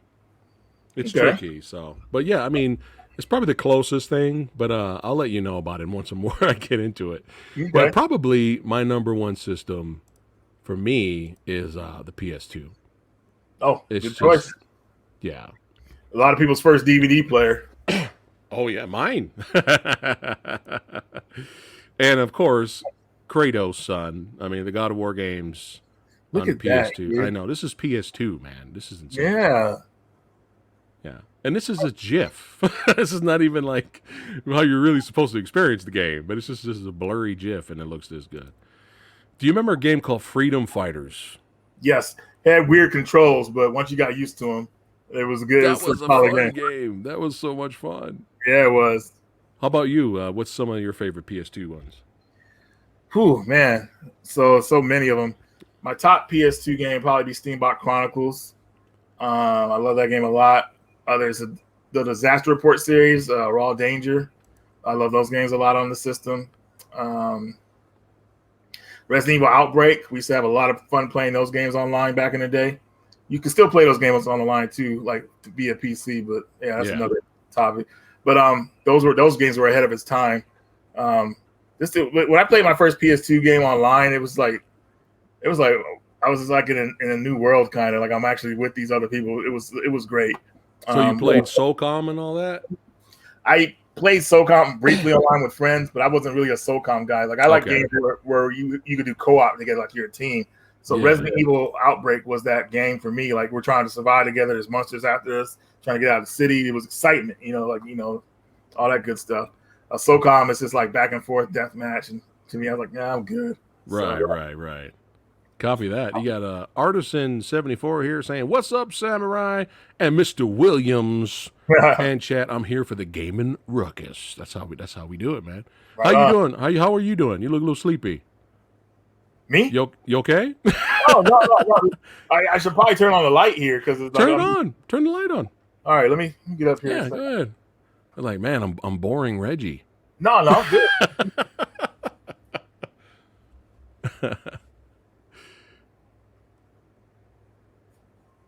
What about you, chat? Any gaming memories? PS2 games? There we go. Nice and bright. Let us know in chat some of your favorite PS2 games. Oh, there you go. I probably should have had this on in the beginning. No, it looked good. You were getting artsy. Yeah, the darkness behind you with the light in front. That's all. All right. Did you have an Xbox? Yeah, I got an Xbox probably about a year after it came out. I got it in early 2002, 2003, whenever it came out. Yeah. Nice. Dude, what blew me away with Xbox was custom soundtrack, baby. Yes, that was a good Oh thing. my God. And how many times have we played racing games that were fun, but the soundtrack was like garbage and we had just put the radio on and turned the music on? You know what I mean? Like you had to, right? Oh, not when you're playing Burnout Revenge. That's right, our Burnout 3 Takedown, son. Custom soundtrack, baby. Oh, yeah. Megadeth, Metallica, Pantera. That's how we roll. That's right. But, dude, that's my favorite probably racing game series, man. I want them to remaster Burnout 3 Takedown and Burnout's Revenge in a 2-pack and remaster that and release that. I would love for that. Now's a good time to, because they're bringing a lot of those franchises back kind of in a way. You see the new cruising oh yeah, cruising. Yeah, the cruising series. Yeah. I keep forgetting these games' names. It's not Cruising USA, but yeah, it's the Cruising. It's part of the Cruising series. Yeah. Everyone's going crazy over that. It's fun. Yeah, they're loving that, man. Fun. It looks fun. I watched some people play it. I was like, this is arcade racing. It's right up Samurai Guy's alley, man. I ain't got time to be simming. You know what I'm saying? I got no time to be like, well, let me change the bolt off of the lid here and then tweak the. No. I ain't got time for all that shit. Is the oil in the car, Reggie? Did you put oil in it? We ain't got time for that. We just want to go in there, hit the NOS, boom. Yeah. That's it. Xbox games. What's some of your favorites? Ooh. Let's go with some exclusives on that one. So that kind of stick out. Dreamfall Chapters is a good one. I like that one a lot. What's another exclusive? Panzer Dragon Order. That's another good one. And also, a lot of people don't know that if you beat that game, you unlock the original game. Oh shit! I didn't know that. One. What else? Another game on that system that really stands out. I know I'm gonna get a lot of flack for it, but I love horror games. So Land of the Dead. What's wrong with that? Some people don't like how some of the hit detection on that game. It's a first-person survival horror game. It's actually really fun. Takes place before the movie Land of the Dead, so links up. But I like that one a lot, and even had online to it back in the day. People could play it online together and like survive together in this deathmatch. It's great. Were you a Halo fan, or are you just like Nah, Halo at all? Not at all, man. I remember I watched my buddy play it, and he kept getting killed, and we were making fun of him. And then like years later, I remember Halo 2 became a big deal when Grand Theft Auto San Andreas came out. Yeah, and about a couple days later, people were complaining about the game's ending. And then I think I went somewhere and watched it because YouTube wasn't a thing back then. Like at least from what I remember, I watched it on something else. Somebody showed the ending, and I started laughing because the ending is. Have you seen the ending of Halo 2? I don't remember it. It looks like you're going to fight, like play another level or something like that. Like you're getting ready for the final level, and the game just ends. It's so hilarious. So I was like, man, people about that game are hella mad. Oh no. Yeah. But I've never been a Halo guy. I don't know why. Yeah. Do you have the new Xbox that's out right now? No, I want to get a Series X eventually. I was actually trying to get that before the PS5 because it seemed like it was more interesting to me. More backwards compatibility. The Game Pass is awesome, that thing. So they're really pushing it the way that people want it to go. The PS5, man, I was really hoping that would have more backwards compatibility because I feel like the PS5 and the Xbox Series X, these are like the last systems that are going to be doing physical. Yeah, I really feel like they're when I saw the PS5 trailer come out and they showed the digital version next to it, I already knew they're trying to push digital only and everything because that's where they make more money at. So Yeah, I really want those systems to kind of do a bit more because this is the last type of system we're going to get like that. Right. So backwards compatibility, I feel like Xbox is really pushing it. So PS5 it just plays PS4 games. That's it. That's it. Wow, man. I understand they wouldn't add PS3 in there because the emulation for that is so hard and expensive. But at least PS1 and PS2 should have been in there. Yeah, you think. Wow. But yeah. Well, speaking of PS3, wow, PS3, man. You know, it's crazy. The library on PS3 is amazing, and it's what's nuts is I'm still finding like hidden gems. PS3 games, man. Like, dude, where the fuck was I when Vanquish came out, man? I was like, what? You didn't play Vanquish? Oh my god! No.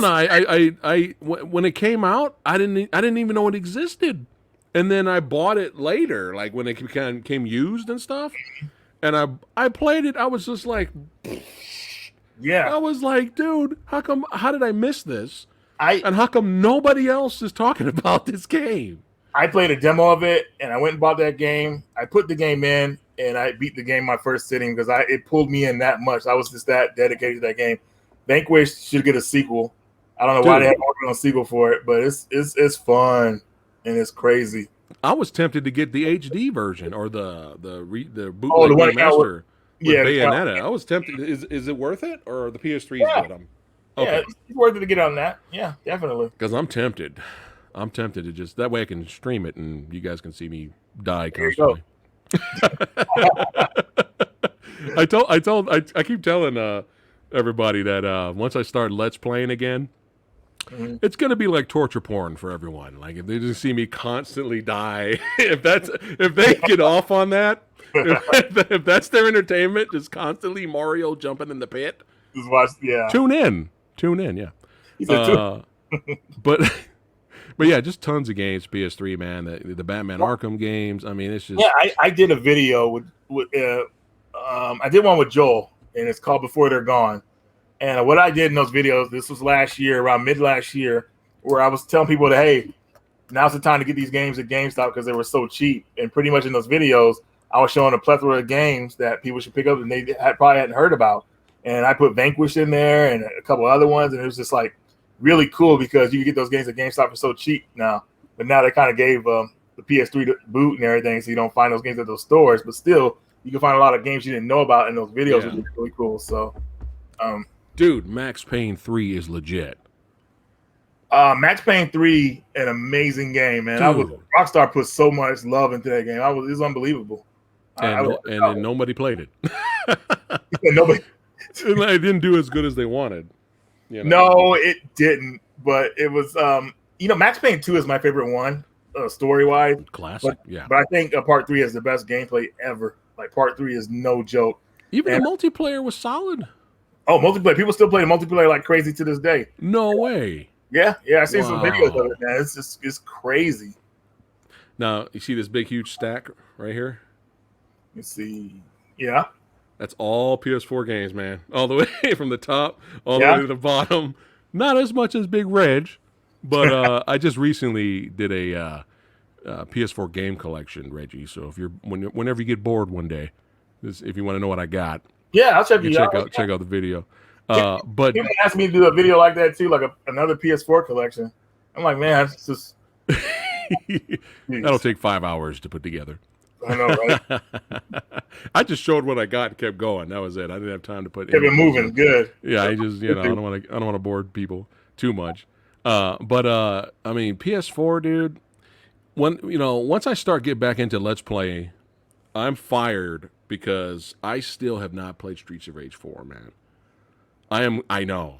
All right, guys, this video's over. I can't. Out of here. I have been blocked. Oh, I just got the alert right now. I just been blocked from Reggie. Damn it. You must play Streets of Rage. Well, now's a good time for you to buy it, actually, when it comes out. No, I have it. I just haven't played it yet. Oh, really? Yeah. So that's going to be Samurai's return to Let's Play. Streets of Rage 4 is going to be the first game. So that's going to be my return to form. Gameplay-wise, Streets of Rage 4 is like the best Streets of Rage ever. like the way you do the moves and stuff like that. I seen it, and I need to get the DLC. So it will happen. It will happen. Have faith. Have faith in Samurai Red. I have some faith in you. But Doom was sick too, man. Did you like Doom? I didn't play Doom yet, man. Everybody's been telling me how good it is. I'm like, man. I mean, look at this. This is insane. You got the boot. Let's do that one more time. Boop. Boom. Yeah. I haven't bought the next one. They're saying the version of it is really good too. Like they did a really good port of it to Switch, from what people were telling me. Oh, yeah. Oh, shit. All At right. least I think that's the game. That was the game. Hopefully, I'm right. But yeah. Check out Doom, man. You'll enjoy it. It's just balls to the wall, man. Old school, like just run and gun. That's it. I remember going to Jason's house and he was playing it. And he was like addicted to it. Like he didn't turn away. It was hilarious. But yeah, I'll check it out eventually. Like chats. Doom. There you go. Got Paul letting us know Doom 2016 is great. Okay. Thoughts on Resident Evil 8? Tribal Chief says. What did you think? I mean, it's a new generation, I guess. You know, okay. Well, I looked at the game and I thought it was okay, but it's not Resident Evil. People don't understand Resident Evil 8 Village is not really a Resident Evil. It wasn't originally going to be a Resident Evil 8. It was going to be Resident Evil Revelation series, from what I remember. Oh, they changed it to the number series because Resident Evil 9, which used to be Resident Evil 8, wasn't ready yet. So I feel like Village was okay, but it's not Resident Evil for me. It's just not. I mean, Resident Evil to me is the first 4 games, PlayStation, a couple on PS2, different camera angles, zoom in angles. That's Resident Evil. After 4 and up, I just kind of like, it's not Resident Evil for me. I just grew up with the older series. And this one, it was fun, but I'm not going to go back and replay it again. You know, everybody, I hate to say everybody was simping for Lady Dimitrescu. I mean, but these guys are like, you're supposed to be scared of these monsters, man, not like fawning over them. I'm like, man, you serious? Like, these guys, I was like, what is this? I was like, these kids today, man, like, geez, man. Like, they're like all for her. Like, man, I want to get, like, there's a video of people just running up to her trying to get caught because that's their fantasy or whatever like that.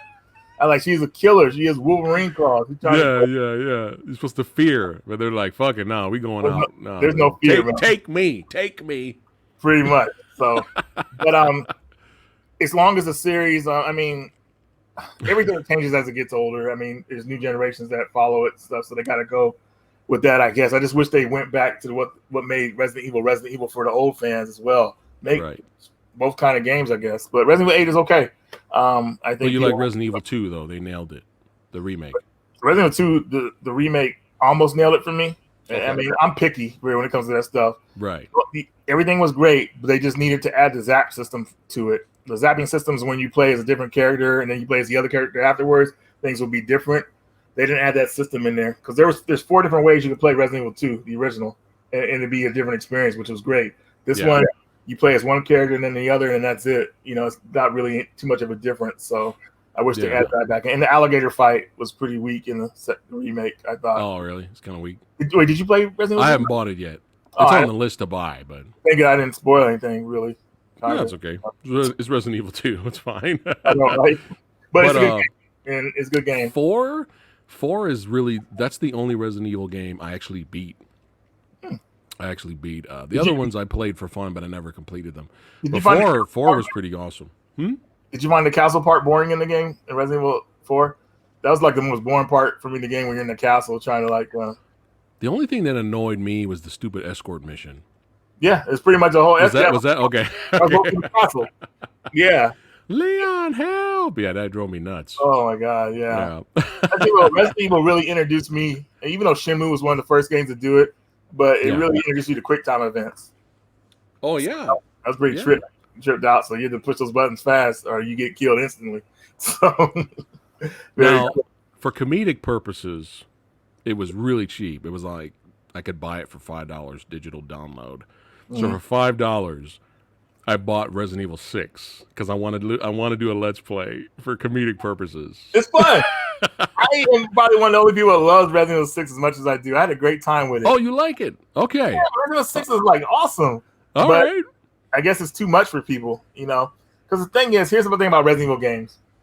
When you recycle the characters that have already been through the experience, obviously they're not. They've seen it before, so they're not gonna get. There's no fear from them. They know how to fight and everything like that. Right. So Resident Evil 6 is pretty much like all the heroes from the previous games are fighting these monsters and trying to save everyone. It was a good experience, but it was mostly just a evolving of characters from what I remember of it, But Resident Evil they want more of it to be survival and scary and everything like that. And that's like I said, it's hard to do when you keep recycling characters. So, but I thought it was good.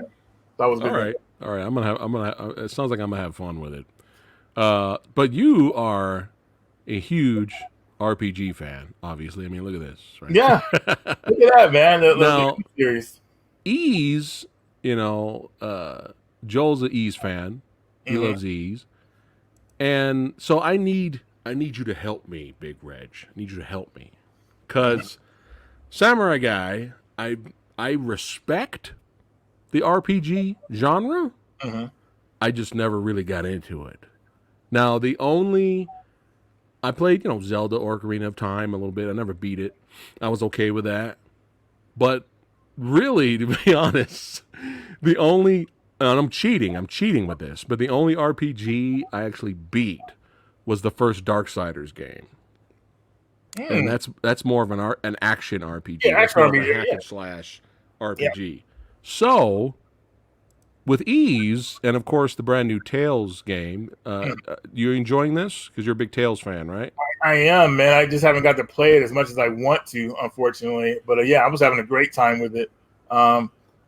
Tales games always stay the same, and they always add something new, which is what I love. So I always fall in love with that series. Now, I think what you're about to ask me is which Ease game should you start with? Should I start with Ease or Tales? Because I was looking at the gameplay Tales, and it was looking like action, hack and slash. So even the newest Final Fantasy game, I haven't even played that one. It's a tough one. I mean, this is a tough recommendation, but you're like, man, Samurai ain't gonna like none of this shit. Samurai Guy gonna be bored. I honestly, man, I'm gonna say. Man, I can't believe I'm saying this, but I would say start with Ease 8 if you can. Okay, Ease 8. Yeah. Is that here? Yeah, Ease 8 is those white boxes kind of like in the middle. Okay. Is that the most recent? No, Ease 9, the one that looks like a cage, like a little box in the front right there. That's Ease 9. That's the latest one. Okay. So what's wrong with 9? 9 was cool. It's just Ease 8 really pulled me in. Ease 8 had a deep story, and it tripped me out how the story went down. It blew me away. Like you're marooned on this island pretty much, and you're trying to survive on this island. You got to find survivors and everything like that, and you build your camp. But while you're doing that, you're exploring the island, exploring the island, and finding out its secrets and everything like that. Yeah. And man, I wish I could tell you, man, but I don't want to spoil the story for you. So I got to start from 8, storyline wise. 8 is a good one to start from because the games aren't really in chronicle order storyline wise. Okay. So you can start with 8 and have a good time. And it's action. I can jump right in. It's action RPG. Yep. Jump button, roll button to dodge out of the way and attack, and the moves are simple to do. All right. It's something cool to get into, I think. So. But not the new Tales. Wait on that one. Don't just jump. Don't just jump in yet. No, you could jump in that one too, though. That's the thing. So it's hard to kind of like that one would probably be easier for you to get because the Ease 8 game is expensive now. It's like going unless you get it digital. So yeah. Oh wow. Okay. Yeah, it's going for over like $50. I mean, over $60. So.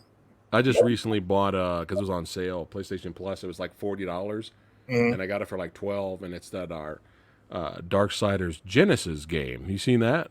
I've seen it, but how does that play? It's like I haven't played it yet. I just recently downloaded it yesterday, but I saw the trailer and it got good reviews. But it's like it's got that Diablo view, kind of like that Tomb Raider game that you were talking about. Like isometric, pretty much. Okay. Yeah, but you play. There's 2 characters you can pick from in that, but it's kind of like a side story spin-off of that universe. Okay. And it looked like a lot of fun, man. So, yeah. One dude's guns a-blazing. The other guy's got the huge sword. So my wife's going to be guns a-blazing. I'll be the bulk big dude with the sword. We're going to get down. Yeah. Will we let's play it? I don't know. We'll see. We'll see about that. But yeah, that's the most recent game I bought. And I know I just saw your pickups you just got not too long ago. you out there in Vegas, you had a lot of good games, man. And I got a bunch of good games now. I was actually going to do a pickups video tomorrow because I just got to get these games shown off because I'll forget about it if I let it linger too long. Right, yeah. I'm working on that for tomorrow. I mean, there you go. I got the World War Z Aftermath. That's like, is that new or is that like a expansion? It's new. It's an expansion. I mean, it's the whole game and with the expansion on there. But if you have the original game, you can just download the expansion. But this comes with everything embedded on the disc almost. So that's kind of cool. Yeah. Tanuki Justice. This is like a arcade beat 'em up platform game, which is really cool. What? All right. Yeah, it's just I gotta show this stuff off when I get it because it stacks up so high. Then I gotta, I gotta put it up. It's like, dude, get this video out there for him. So yeah. Yeah, man. The same thing with me. Like with movies that I buy, if I don't put them in a section for like a future pickups, video for the, it'll be like I'll have it put away and I'll be like, oh shit, I forgot that was new. I bought it. Speaking of movies, you seen Bullet? I was getting ready to talk to you about that. So now we can transfer it to the movie section now. All right. So for the next 6 hours, that's all we're going to talk is movies. So I hope you're ready. I'm just kidding. I'm kidding. I'm ready. All right. Now, it was frustrating, my friend. It's frustrating. But those of you that are just showing up right now, we're now talking about movies. We are in Samurai Guy's realm now. I was frustrated. Not with the movie, but finding the goddamn movie. Reg, I need you to help me, man. Because I wanted to watch it so we could talk about it. But Hulu, Netflix, Amazon Prime, HBO Max, none of them have Tubi, YouTube. I couldn't find Bullet anywhere. Then I went to Amazon website to buy it, right? No Blu-ray exists of it. And the DVD is only sold by sellers. I was like, dude. Yeah. I called FYE. I was like, y'all got Bullet? They're like, what the hell's a Bullet? What's the hell's a DVD? So I was like, click. Okay, y'all don't know what you guys are doing. Bullet was hard to find back in the day when it came out. It came out straight to video. I mean, even me getting the poster was hard to get. Like, that was amazing that I found that. But Bullet was tough to find. And I remember I did find it at some weird video store. Yeah. I had the VHS for a while and everything like that. Because what happened was, when Tupac had died and everything like that, around that time and everything like that, people were upset and everything like that. And then I found out he did some movies before he passed. Bullet was the first one. I think it was the first one he completed at the time. Then he did a Gridlock with I forgot the actor's name. And then he did Gang Related. Tim Roth. He did Gang Related, but wasn't able to finish that one. So that movie, his part ended abruptly halfway through the movie and everything like that. So that one was kind of weird. But Bullet was like he played a villain role in that one, and Mickey Rourke was a good actor in that movie too. It's about a guy who just get out of jail and trying to start his life over, but his past issues were coming back to haunt him, which where Tupac comes in. He's the main bad guy in that movie. Yeah. So Tupac. Go ahead. No, go ahead. Tupac didn't show up in that movie that much, but the scenes he did show up in were really well done because he's the main antagonist pretty much. He's trying to start stuff. Yeah. So. Crazy. He stole the scenes. Gotcha. Well, ever since I've been watching your videos, I've been seeing Bullet and the poster in the back. Yeah. I was like, I gotta watch this movie, and so I was just like, oh, cool. He's able to come on the show. We can hang out and talk movies. And I was like trying to find. I couldn't find it anywhere, man. So the search continues. So what we'll do? Maybe if you're down, this could be destiny. We have a series on the channel called, we have a lot of series on the channel, but one of our series that we have is it underrated? Okay. Right? And we pick a movie that we feel is underrated, and we talk about it. We do like a review on that, right? Once I get a copy of Bullet, I'll watch it and I'll contact you. And if you're down, come back, and we'll do is it underrated? Bullet! Is it underrated? I think that would be fun. So it's destiny. I'm down. Because the reviews, I clicked over to Rotten Tomatoes, and who gives a fuck what the critics rate this shit over there, but the audience gave pretty good reviews for Bullet. The audience scores over there. Yeah, and I'm just like, I think it's worth making a video about it because I can't find the fucking thing. Like, it's not anywhere. The search is like crazy for it. Yeah, dude. When Amazon Prime, it's not even there digitally on Amazon Prime. and they're like the biggest one, even over Netflix, when it comes to like a collection of movies. So Yeah, yeah. yeah, what's So, going on? so I'm gonna hit up one of these sellers. I'm gonna get a copy. I put copy on DVD at least. Yeah, it's only DVD. It's Only only DVD. it never came out on Blu-ray. Wow. So, so yeah, if there's any a perfect movie to do it, is underrated. It's gonna be one of those DVDs that just it strictly goes to the movie. Like you scene selection, that's it. That's all it has. So Not even special feature, and you click on it, it's just a trailer. Not even that. Yeah, not even that. Oh man. But yeah, man, if you're down, maybe we can make that happen in the future. That'd be fun. Yeah, I'm down. We could talk about it. Awesome. But yeah, movies, man. Joel told me you were a movie buff as well. I was like, what? Big Reg love him some movies. What's some of your favorite movies, man? I don't have as much as I used to, like when it comes to DVD collection. But yeah, I love movies. One of my favorite ones of all time. I mean, people may laugh at me for it, but I don't care. Back to the Future. I love that movie so much. Yeah, I love Back to the Future. Who would laugh at that? That's a classic. It's just, I don't know, like this. I guess the new generation. I guess they don't even know about that movie. It's like, what the heck? Like, what's going on? But that's one of my favorite movies of all time. Dude, that's 5 stars. Yeah. Dude, I remember Little Samurai being in the theater, and my sisters took me to go see it in theater.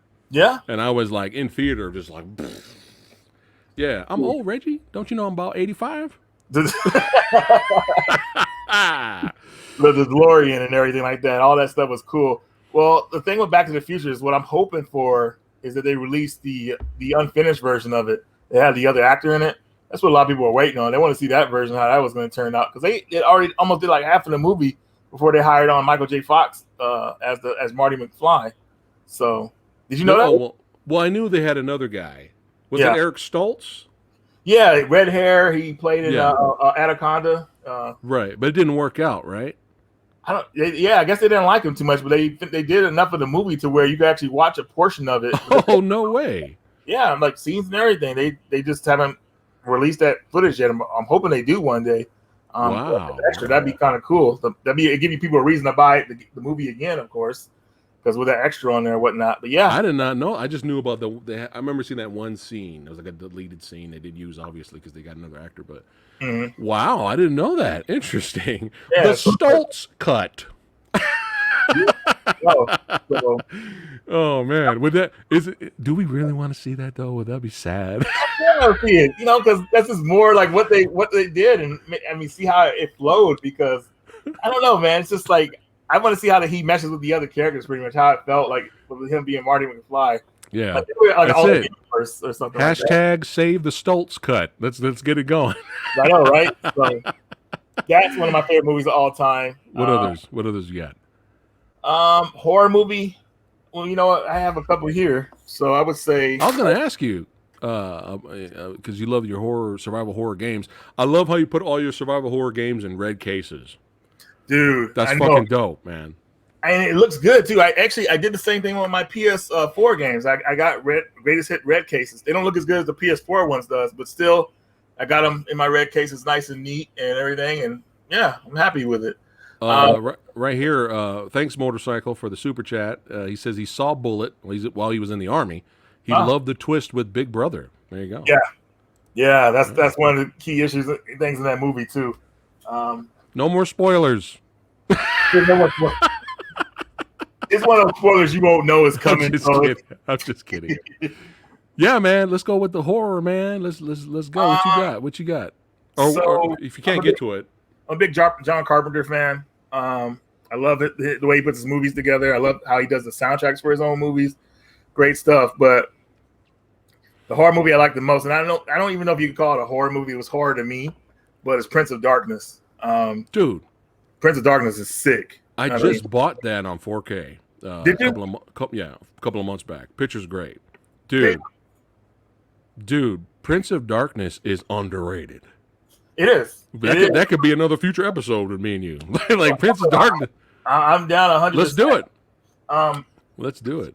I thought I had the case here for it because I wanted to show you something, because the case I had for it I got it on Blu-ray. The art looks amazing Was on it it. the Steelbook? No, can I go grab it real fast? Yeah, go ahead, man. Because I got to show that to you Yeah, guys. yeah. The cover for it looks so good. I was like, man. And it made me skip over getting the 4K version because I just wanted to have that one. Because they went with a brand new cover for it. Well, the Blu-ray, I think, that came out before the 4K was really good, though, like in terms of picture. Like, they remastered it really well for Blu-ray, so I think you're good. Here it is. Yes. We got Tribal Chief in 3000 says Prince of Darkness is a classic. There you go. Check this cover off. All right. Oh, look at that. Let me blow that sick, up. Dude. Look at I'm that. gonna blow it up. Look at that. Oh, look at that. That's what I'm talking about. That's a look at that. That's awesome. Yeah, the Steelbook. I don't think the Steelbook was different. But yeah, that artwork is awesome. And then if you open it up, it has the original artwork as well, which doesn't pop as well.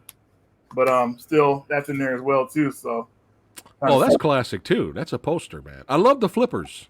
I love how you just want to flip it around, have a different cover. You're tired of looking at it? Hey, flip it around. Yeah. This Imran movie says beautiful artwork, he's saying right there, Imran.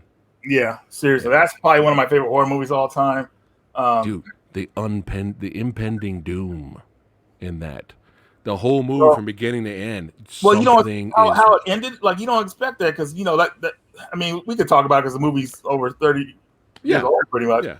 But, man, when the girl, she doesn't try to sacrifice herself. Obviously, she's trying to stop what happens, but she gets stuck on the other side, and Ronald breaks that mirror, and she's trapped over there. And there's this scene they cut to her face expression, and it's like one of the scariest scenes I've ever seen because she sees the portal's closing, and she's on the other side with that anti-god. And it's just so crazy. And then the dude like reaching out for help. Yeah, she's like reaching to reach back before it closes, and it just closes on her. It's like, man, it's so heartbreaking. And then the guy she's dating, he's all like upset about it. Then there's that scene where he wakes up and he tries to touch the mirror, and then it cuts the movie out. I was like, man, it's such a good movie, man. And even Donald Pleasance was great in there. Fantastic. He's like great in pretty much all his stuff usually. And the actor, we had Big Trouble in Little China cast members in this movie too. We had Lang, we had Egg Shen up in here. Yep, they sure were. And, the movie just pulled no punches. I mean, it had some scenes like, you remember the scene where that guy, he went out and he tried to help the lady that was outside, and she ended up like killing him. Yeah, They all went to the mirror. They all went to the window to see him. Like, hey, what's he doing? He said, "Hello, I have a message for you," but it's in a demonic voice. He looks all jacked up. He said, "Pray for death." And his body just tears apart and like turns into like bugs. I was like, "What is this, man? This is crazy." Yeah. So very haunting music. Very haunting music done by John Carpenter. Eerie, from beginning to end. Eerie. Yeah. Just something like, even you get shots of Egg Shen. I'm calling him Egg Shen, but he's outside, and he's looking around at the sky. Like he senses something is not right. Yeah. Something's, and I like the mixture of, we have the religious aspect here and the scientific aspect, and they're both battling each other. What's real? What should they believe in? That's interesting, Oh yeah, definitely. But yeah, man, that's a really underrated. If you're in the chat right now watching us, definitely watch Prince of Darkness tonight. After the stream, not now, but after this stream. Yeah, so. It's not an action movie. All right. It's a slow burn, but it's good slow burn. Okay. But the younglings of today, man, they are. They might be like, "This is boring. Nothing's happening." Yeah, one of those. So have some patience, younglings. Experience new movies. Come on. There you go. I had to learn the hard way too. I was just like them when I was young. I was stupid. Let's go see Call the Conqueror. I was a dumbass too when I was growing up, man. And then I had to learn. I had to learn later. Horror movie that I was able to accept, like that's old school, that was really good, was Night of the Living Dead. I was in 4th grade and I accidentally watched it because there was this. I think I forgot, but there was this VHS tape that had like a ripped label on it. I couldn't read it at the time because it was something weird on it, and I put it in, and it showed this black and white movie, and it showed this guy like boarding up the doors and everything like that. Yeah. And I watched that movie, and I watched the whole thing. I was blown away. I said, "This movie is freaking cool." This is the first black and white movie I finished. And you were 4? No, I was 10 years old. Yeah. I was in 4th grade. I was 10 years old. I was like, damn, Reg. I know, right? Hardcore, bro. But going back in that movie and watching that movie, man, they really had some. The females in that movie were pretty like just like helpless and stuff like that. I'm glad they fixed that in the second movie, like made them more stronger characters and everything like that. Because the girl that played Barbara, man, she was pitiful in the first movie. I was like, man, get her out of here, dude. Like, come on. And then in the remake, they made Barbara a strong character, and it was perfect. I was like, yes, perfect. So, and you can't beat the original actor was great too, but you can't beat Tony Todd. In that situation, man, people got to come on, get some sense going. Unless you want to live. I mean, you want to live. So, I don't know. Yeah. Well, speaking of horror, what did you think of this year's Mortal Kombat movie?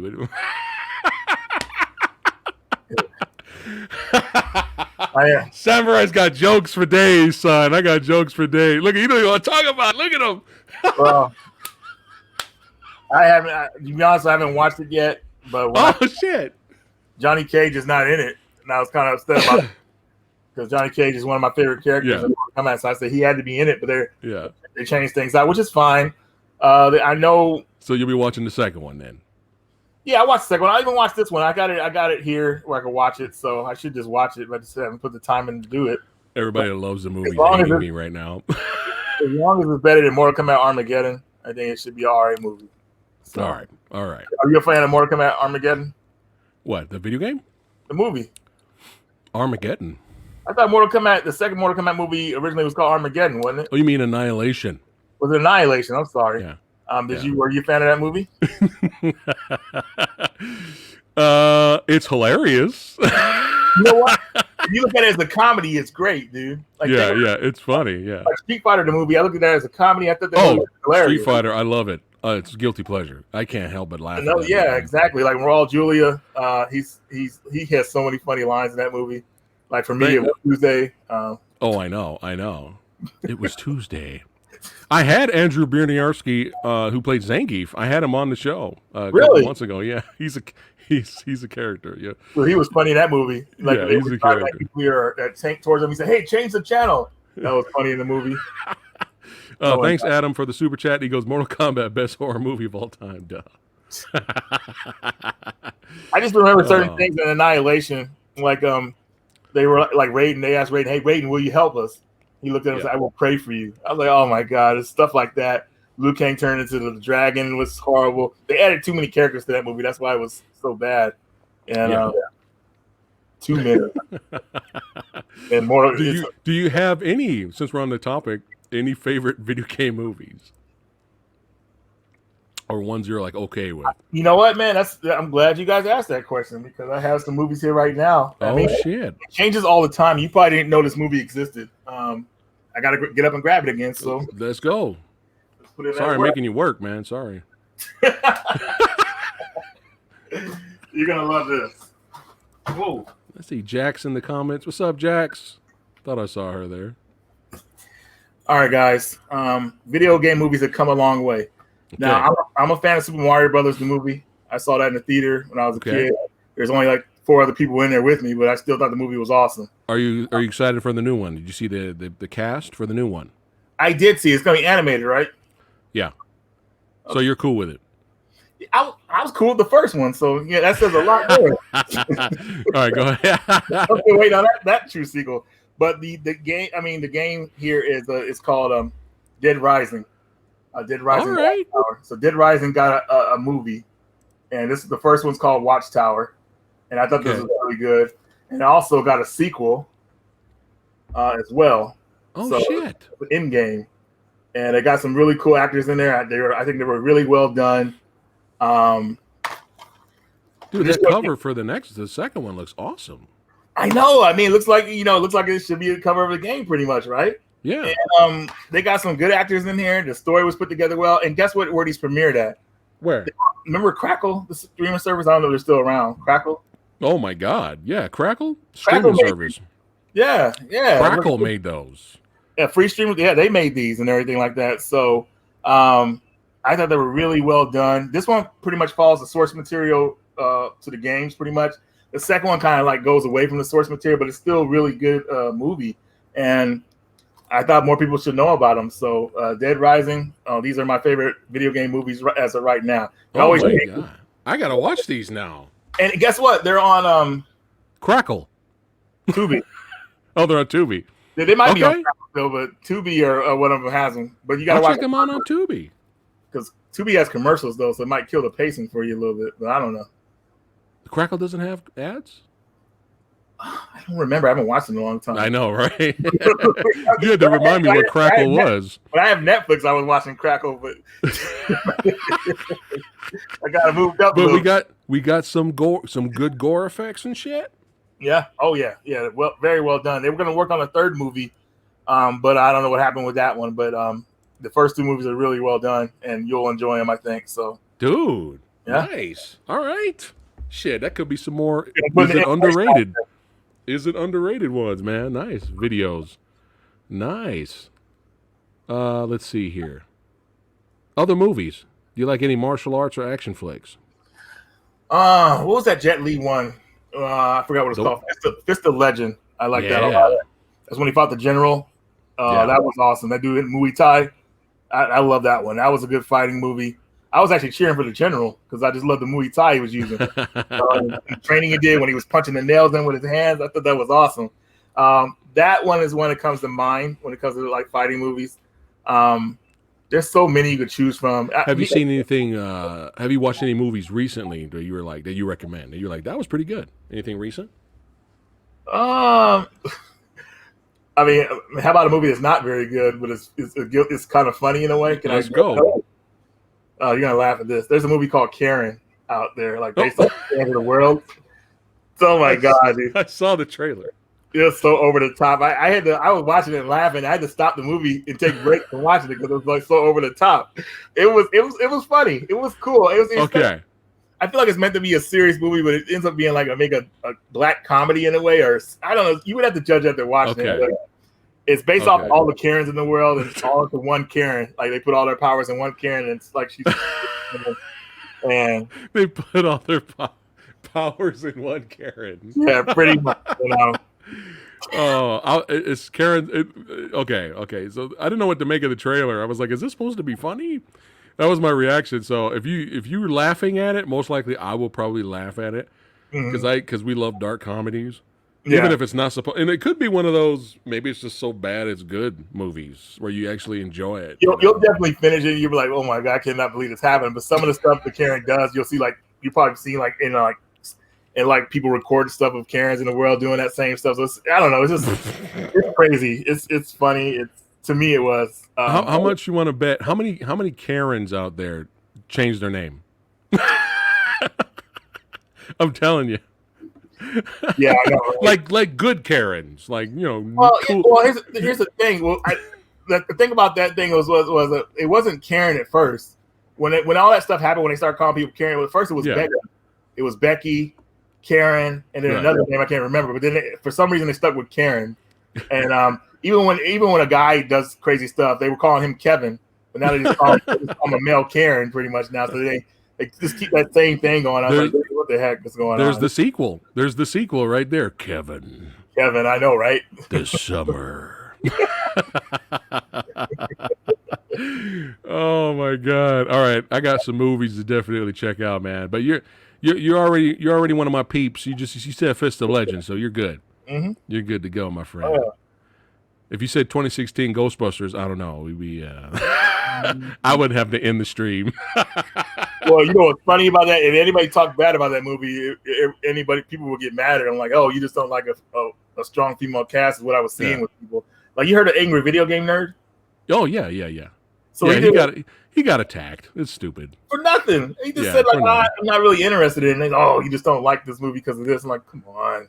Yeah, it's if it was a good movie, I wouldn't give a fuck. Right. Who was in it. Just be a good movie. Why is everybody singing and dancing in fucking Ghostbusters movie? What the hell is happening? Yeah. Don't accept blandness or generic. You know, accept good. You know, don't just settle. There's a better word for it. Don't just settle for the norm or generic or stuff that's supposed to be funny and smashed in your face. Look, it's funny. Laugh. No. If it doesn't make you laugh, fuck it. Exactly, dude. So Hopefully this new Ghostbusters is fun. it looks like it's good, man. I'm hoping for it. I mean, it should have been out by now, but unfortunately, Did it get pushed back or no? it got pushed back. It was supposed to come out during the COVID time and during Right. this, but it got pushed back to sometime this year, I thought. As long as it comes out this year, that's not bad. Yeah. And Top Gun Maverick, hopefully that finally comes out. That got pushed back, I think, next year. Really? I think so, yeah. But I'm not positive on that though. But yeah, man, too many great movies out there. Any sci-fi stuff you like? I miss watching Sci-Fi Channel. I used to watch Sci-Fi Channel a lot. So going into sci-fi, I would say Battlestar Galactica was awesome for me. Sliders. I know you like Sliders. Oh man. Sliders, come on. I watched some of it. I'm be honest. I watched some of it. I liked it, but I wasn't like I gotta watch Sliders every week. I wasn't like that. But Sliders got me through when I was going to school and everything like that. Like Sliders, I come home, I'm all mad about my homework and everything like that. I was probably watching Xena or something. Sliders got me through because they're going to so many different dimensions and everything, like where stuff is like different or whatever like that. And I just thought it was awesome. So Yeah. Sliders, guilty pleasure. That was sci-fi. What else did I used to watch? Because I don't have Sci-Fi Channel anymore. I don't even have cable anymore. I just have like streaming services. Dude, we've been like that for years. Yeah, it's weird. There's Like no point. Yeah, you turn on TV, like what channel is this? Like what you don't remember nothing no. It's all so different now. So like I'm good. But those two that I mentioned would be the main sci-fi I could think of right now that I really was into or still into. Yeah. You got like the whole series on DVD. Is Sliders on Blu-ray? Right now. Huh? Is Sliders on Blu-ray? I don't think so. It's on DVD because I would have got the Blu-ray. It's on DVD still. I'm looking at the DVD. I got it the whole 5 seasons for $20, but it comes in this cheap ass case and it's like very disposable kind of. So it's kind of weak. But I just wanted the collection, so I'm good. Yeah, that's all that matters, right? Yeah. Well, 'tis the season, my friend. So I know it's right around the corner. But we've been celebrating horror so far on the channel early because we love Halloween. But any other horror movies you've been watching, or what's some of your favorites besides the John Carpenter ones? The Candyman is good. You know the most recent one? I haven't finished the most recent one yet, but I heard it's good. What else I like is horror. The Hellraiser series. All right. I gotta give it up to Pinhead, man. He's the first three. I actually like all of them somewhat. You know, the one I least like is the one. This is one with this lady. I forgot. It's the lady that played in Sliders. Her name is Curie something. I can't remember her name. Or Carrie something. But that one I didn't really like that much. Kari Wurr. Thank you. Yeah. That one I didn't really like that much, but it was all right. What did you think of the very last one? When they tried to do something different, they had a different actor. Well, another different actor. He actually did good. He did better than the last different actor. He did really good. That was terrible. Yeah, it was. Was that Hellraiser? I forgot what it was called. And they have a close up of him on the DVD, and it's like, hey, this is not Pinhead. That's all you say. It looks like he's taking a shit. Yeah. The cover does. Not a horror movie, but I did like this series called Zombie Nation, Z Nation. Okay. That was good. But going back to horror, wasn't never a big Friday the 13th fan.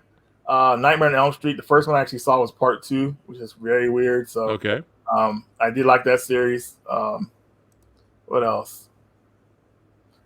Because we're going with horror series pretty much. So I'm trying to think of some more. What was the last Friday the 13th movie you saw? Probably don't even remember. Jason X. Jason X? I was watching. Do you remember part 6?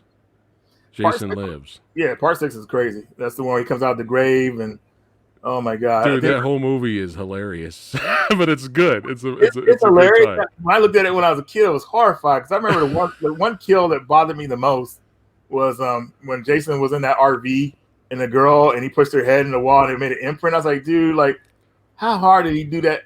That's impossible. But it was so gross to me. I was like, that shows you how crazy strong Jason is. Like to do that. I mean, it was an imprint. Like think about it. It's an imprint on that. I know. The sleeping bag death is the best. That's one of Just picking it up, boom, right into a tree. That's like one of the best deaths. That's one of the But Jason's my guy, man. I couldn't help it, especially when that you have shots of, after he imprints that female and then he goes up there and kills the driver in the and trash. thing, You don't even care about the crash. That's the thing. The whole vehicle crashes like this. And there's flames on the outside, and he stands up on the top, looking like a gangster. And that's what that's my guy. That's my guy. Blew up for no reason. Like if a car crashes in the movie, it's blowing up. Like that's it. No matter what. It's like how did this happen, dude? Like, especially in an '80s movie.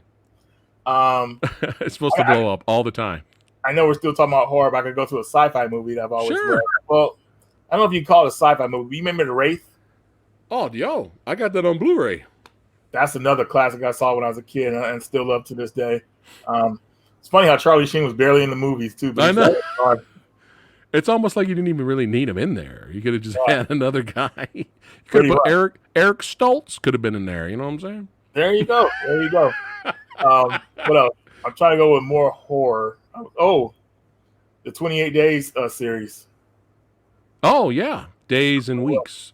Yeah. They're actually working on months later, I believe. They're actually working on another one finally. I was just asking someone. We were just talking about that. I had a guest on here, and he said he wasn't sure. Dude, well, that's good. Finally, Jesus Christ, how long did it take? So like damn near over 10 years. I remember the scene. My friends used to get my girlfriend at the time used to get mad at me because the scene in 28 Weeks Later. When they're in that house, they're eating dinner, and the kid comes in, and the kid's loud, and the monsters come in, and everybody scatters, right? Yeah. The wife is trying to get him to save the kid that's hiding in the closet. The kid ran to the opposite direction where they can't really get to him. But instead of escaping, she wants to save that kid. And the husband's like, no, we got to go. We can't save him. We got to get out of here. And she keeps staying there, and the husband just dips out and leaves her. I told her that he did the right thing. My girl got mad at me. I was like, are you kidding me? He would have been dead. He went over there.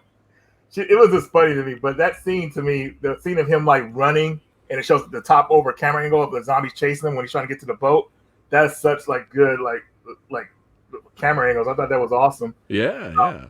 It's all about the helicopter scene, man, with the blades. Oh, was it in weeks? Yeah. The pilot dipped the chopper. That's right. That was like towards the what part was that movie? It was towards the end. It was towards the end. Okay. And he just mowed the waves of zombies, just mowed them down. I was like, yeah. Yeah. That was crazy though, man, because in that movie, Jeremy Renner, I think his name is. Yeah, Jeremy Renner, yeah. Renner, thank you.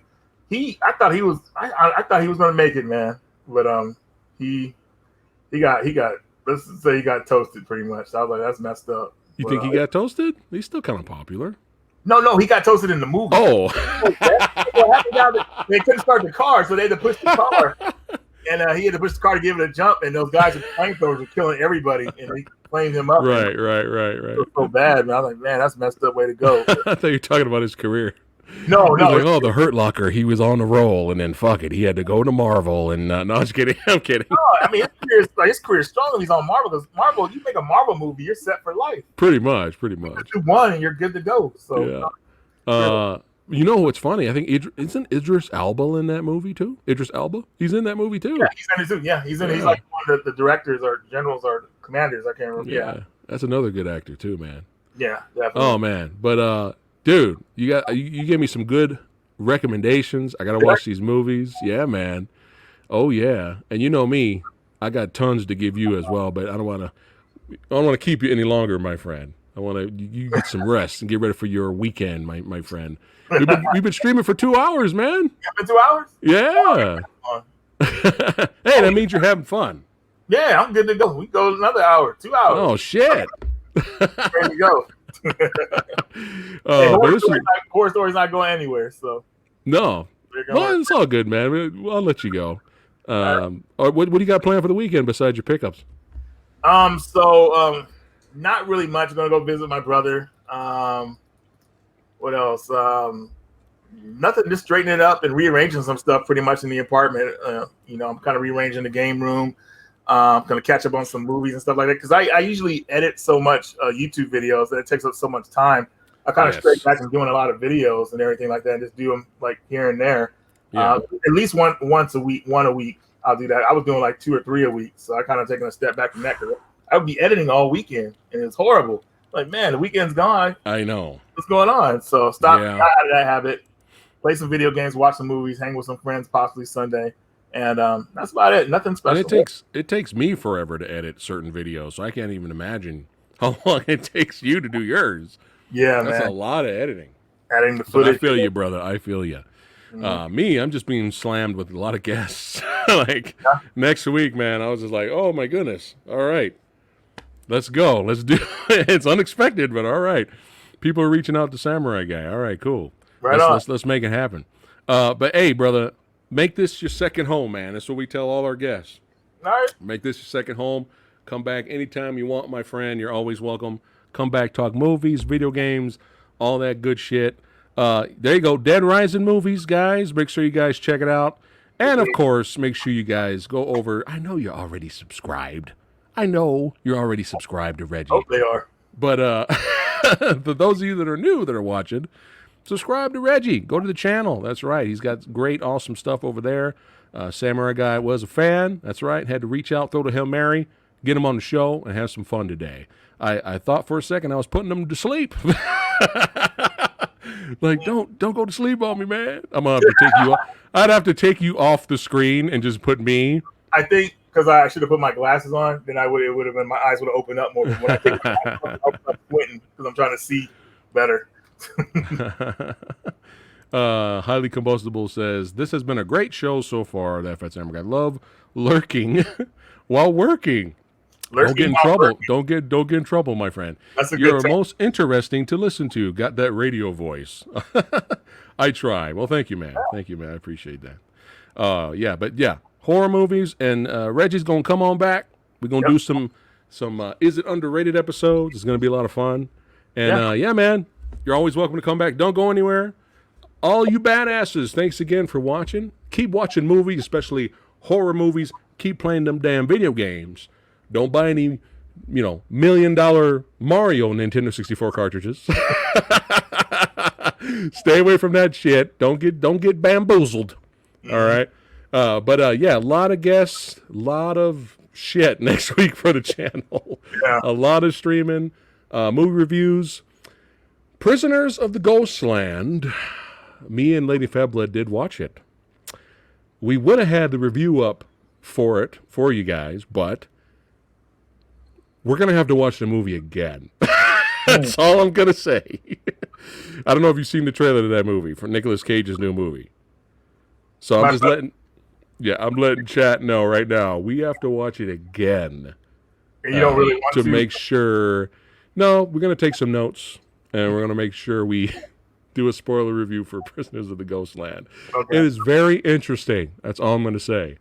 A lot of people are hating on it right now. I get it. I totally get it. But we'll give our opinion. So stay tuned for that review. And, it's going to be a lot of fun next week. And, Reggie, again, man, you're always welcome back, my brother. Thanks for hanging out with us on a Friday night. And, Reggie, don't go anywhere. All right, guys, take care. See you soon.